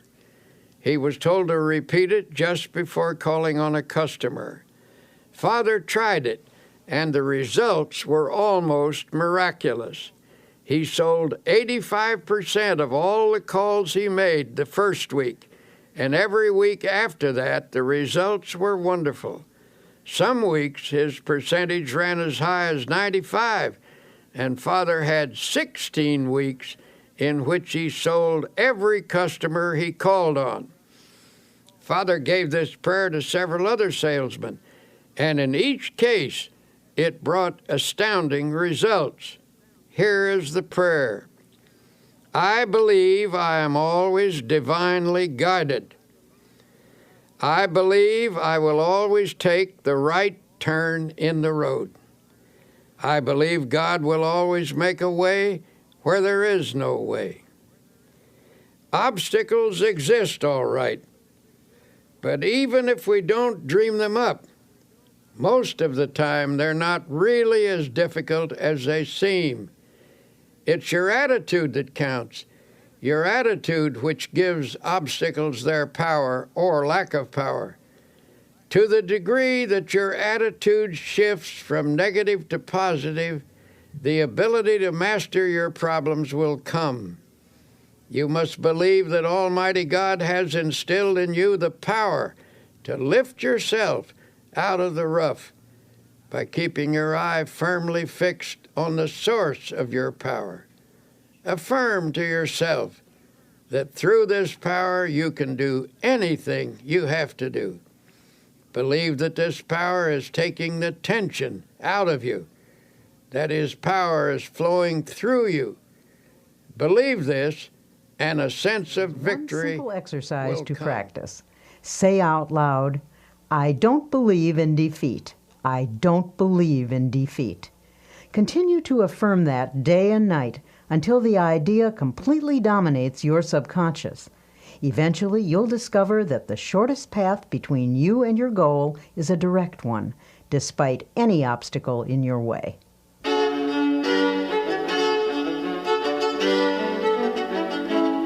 Here you will discover the practical secrets that can lead to a life in which dreams are achieved and expectations are fulfilled. As Dr. Peel says, life cannot deny itself to the person who gives life his all. So, as you listen, keep in mind your most burning desire. Surely there's a way to make it come true.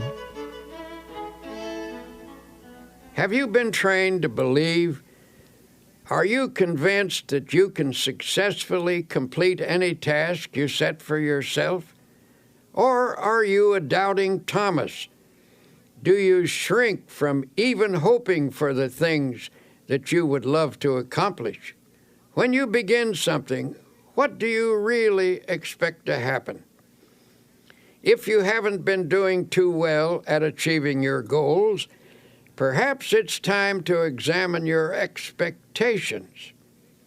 It was William James who said, "Our belief at the beginning of a doubtful undertaking is the one thing that ensures the successful outcome of the venture." Rule number 1, when there's something you want, learn to believe. The Bible teaches a technique for obtaining spiritual power, a method which emphasizes how a person can make something of himself. When released, this power can provide one of the greatest forces in human nature: belief, positive thinking, faith in God, faith in other people, faith in yourself, faith in life. This is the essence of the technique. If thou canst believe, it says, all things are possible to him that believeth. If you have faith, nothing shall be impossible unto you. According to your faith, be it unto you. Believe, believe, believe. So it drives home the truth that faith moves mountains. For those who are serious about getting the best out of life, I will once again suggest that you read the New Testament. Notice the number of times it refers to faith. Select a dozen of the strongest statements about faith, the ones you like the best, then memorize each one. Let these faith concepts drop into your conscious mind. Say them over and over again, especially just before going to sleep at night. By a process of spiritual osmosis, they will sink from your conscious into your subconscious mind, and in time, they will restructure your basic thought pattern. Believe that you are experiencing this upthrust of force. You will be amazed at the lifting power you will receive. Naturally, in this process of achieving the best, it is important to know where you want to go in life. You can reach your goals and make your dreams come true only if you know what you want. Lots of people get nowhere simply because they don't know where they want to go. They have no clear-cut, precisely defined purpose. You cannot expect the best if you think aimlessly. I was once consulted by a 26-year-old man who was dissatisfied with his job. He was ambitious to fill a bigger niche in life and wanted to know how to improve his circumstances. In the course of our conversation, I asked him, "Well, where do you want to go?" The young man replied hesitantly, "I don't know exactly. I've never given it any thought. I only know that I want to go somewhere other than where I am." "Well, what can you do best? What are your strong points?" I then asked. "I don't know," the man responded. "I never thought that over." But what would you like to do if you had your choice? What do you really want to do? I just can't say, came the response. I don't really know what I'd like to do. I never thought it over. Finally, I said, now look here. You want to go somewhere from where you are, but you don't know where you want to go. You don't know what you can do or what you would like to do. You'll have to get your ideas organized before you can expect to start getting anywhere. And that is a failure point with many people. They never get anywhere because they have only a hazy idea of where they want to go and what they want to do. No objective leads to no end. A newspaper editor, an outstanding man in his field, was once asked, "How did you get to be editor of this important newspaper?" "I wanted to be," he said simply. "Is that all there is to it?" he was asked. "You want to be, and so there you are?" Well, that may not be all of it, but that was a large part of the process, he explained. I believe that if you want to get somewhere in life, you must make a clear decision about what you want to accomplish. Be sure it is a sound objective, then photograph this goal on your mind and hold it there. Work hard, believe in it, and the thought will become so powerful it will tend to assure its own success. I've found that there's a deep tendency to become what your mind pictures, provided the objective is sound and you hold the mental picture strongly enough. Then the editor pulled a well-worn card from his wallet and said, "I repeat this quotation every day of my life. It has become my dominating thought." Here is what the card said. "A man who is self-reliant, positive, optimistic, and undertakes his work with the assurance of success magnetizes his condition. He draws to himself the creative powers of the universe." It is indeed a fact that the person who thinks with positive self-reliance and optimism does magnetize his condition, and this releases power to attain a goal. Over and over again, we've seen that what the mind profoundly expects, it tends to receive. Think about that. Perhaps this is because the thing that you expect is what you actually want. Unless you want something deeply enough to create a dynamic atmosphere of positive factors, your desire is likely to elude you. Is a great law to meditate upon. Faith, power, works wonders. Those 4 words are packed with dynamic and creative force. Hold them in your thoughts. Say them over and over again. Say them until your mind accepts them, until you believe them. Faith, power, works wonders. You can overcome any obstacle. You can achieve the most tremendous things by faith power. And how do you develop faith power? As I've said before, the answer is to saturate your mind with the great words of the Bible. Spend 1 hour a day reading the Bible and committing its great passages to memory.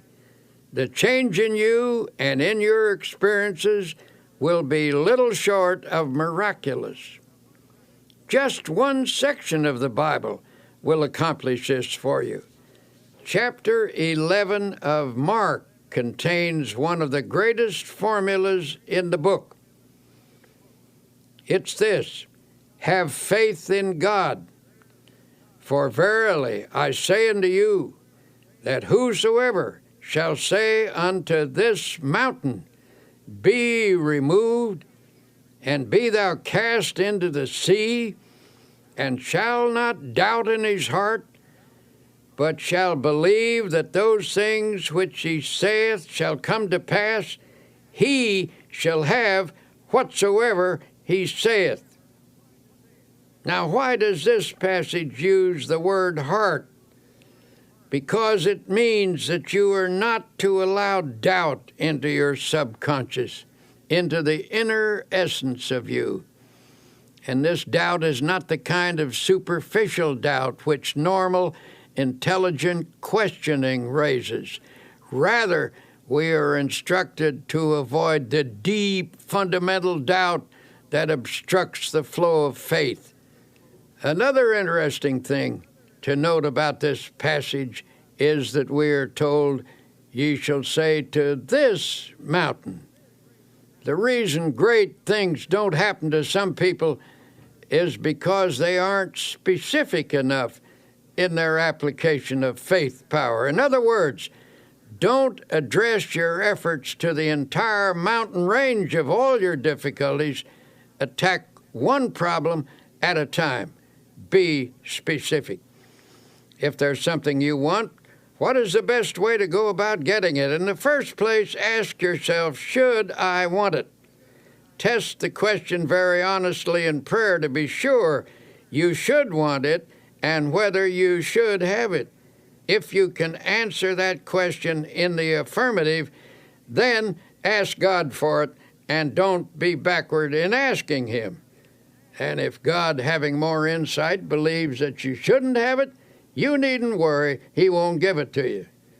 But if it is a right thing, ask Him for it specifically. And when you ask, do not allow doubt in your mind. These principles were suggested to one man who perpetually expected the worst in all aspects of his life. He took a negative attitude toward every project or problem he faced and expressed a vigorous disbelief in these principles. In fact, he offered to conduct a test to prove them wrong. Since he was an honest man, he tried them faithfully and even kept a scorecard. After 6 months, he reported that 85% of his problems had turned out satisfactorily. "I am now convinced," he said, "although I wouldn't have believed it possible. It seems to be true that if you expect the best, you are given some strange kind of power to create conditions that produce the desired results. From now on, I am changing my mental attitude and shall expect the best, not the worst. My test indicates that this is not a theory, but a realistic way to meet life's situations." May I say that I am very interested in you. So every day as you confront the problems of life, I suggest that you affirm as follows: I believe that God gives me power to attain what I really want. Never mention the worst. Never think of it. Drop it out of your consciousness. At least 10 times every day, repeat to yourself, I expect the best, and with God's help, will attain the best. If in the depths of your mind you visualize the best and employ the powers of faith and energy, you will get the best. If with all your heart, that is the secret. If with all your heart, that is to say, if you reach out creatively toward your heart's desire with your entire personality, your reach will not be in vain. So expect the best.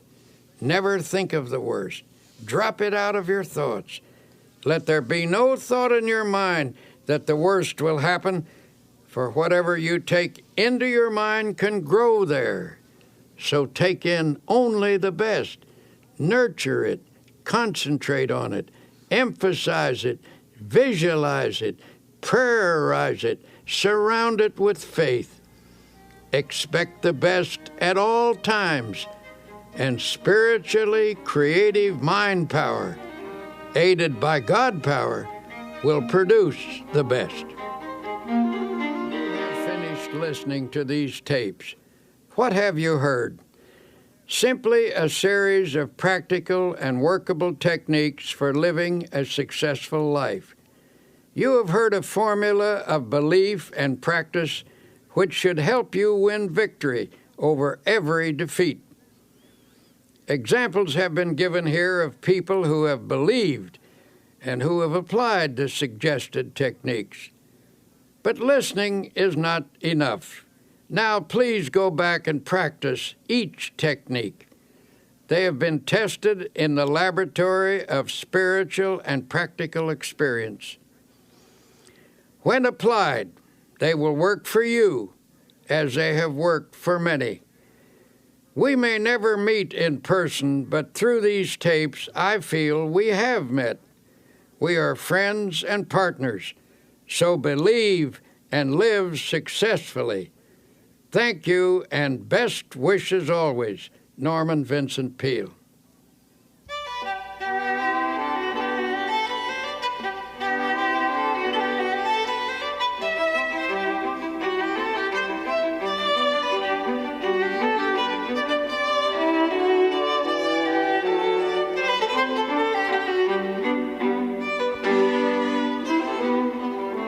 You've been listening to Dr. Norman Vincent Peale.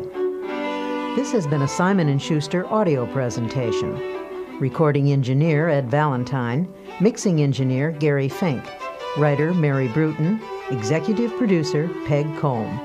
I'm Connie Goldman.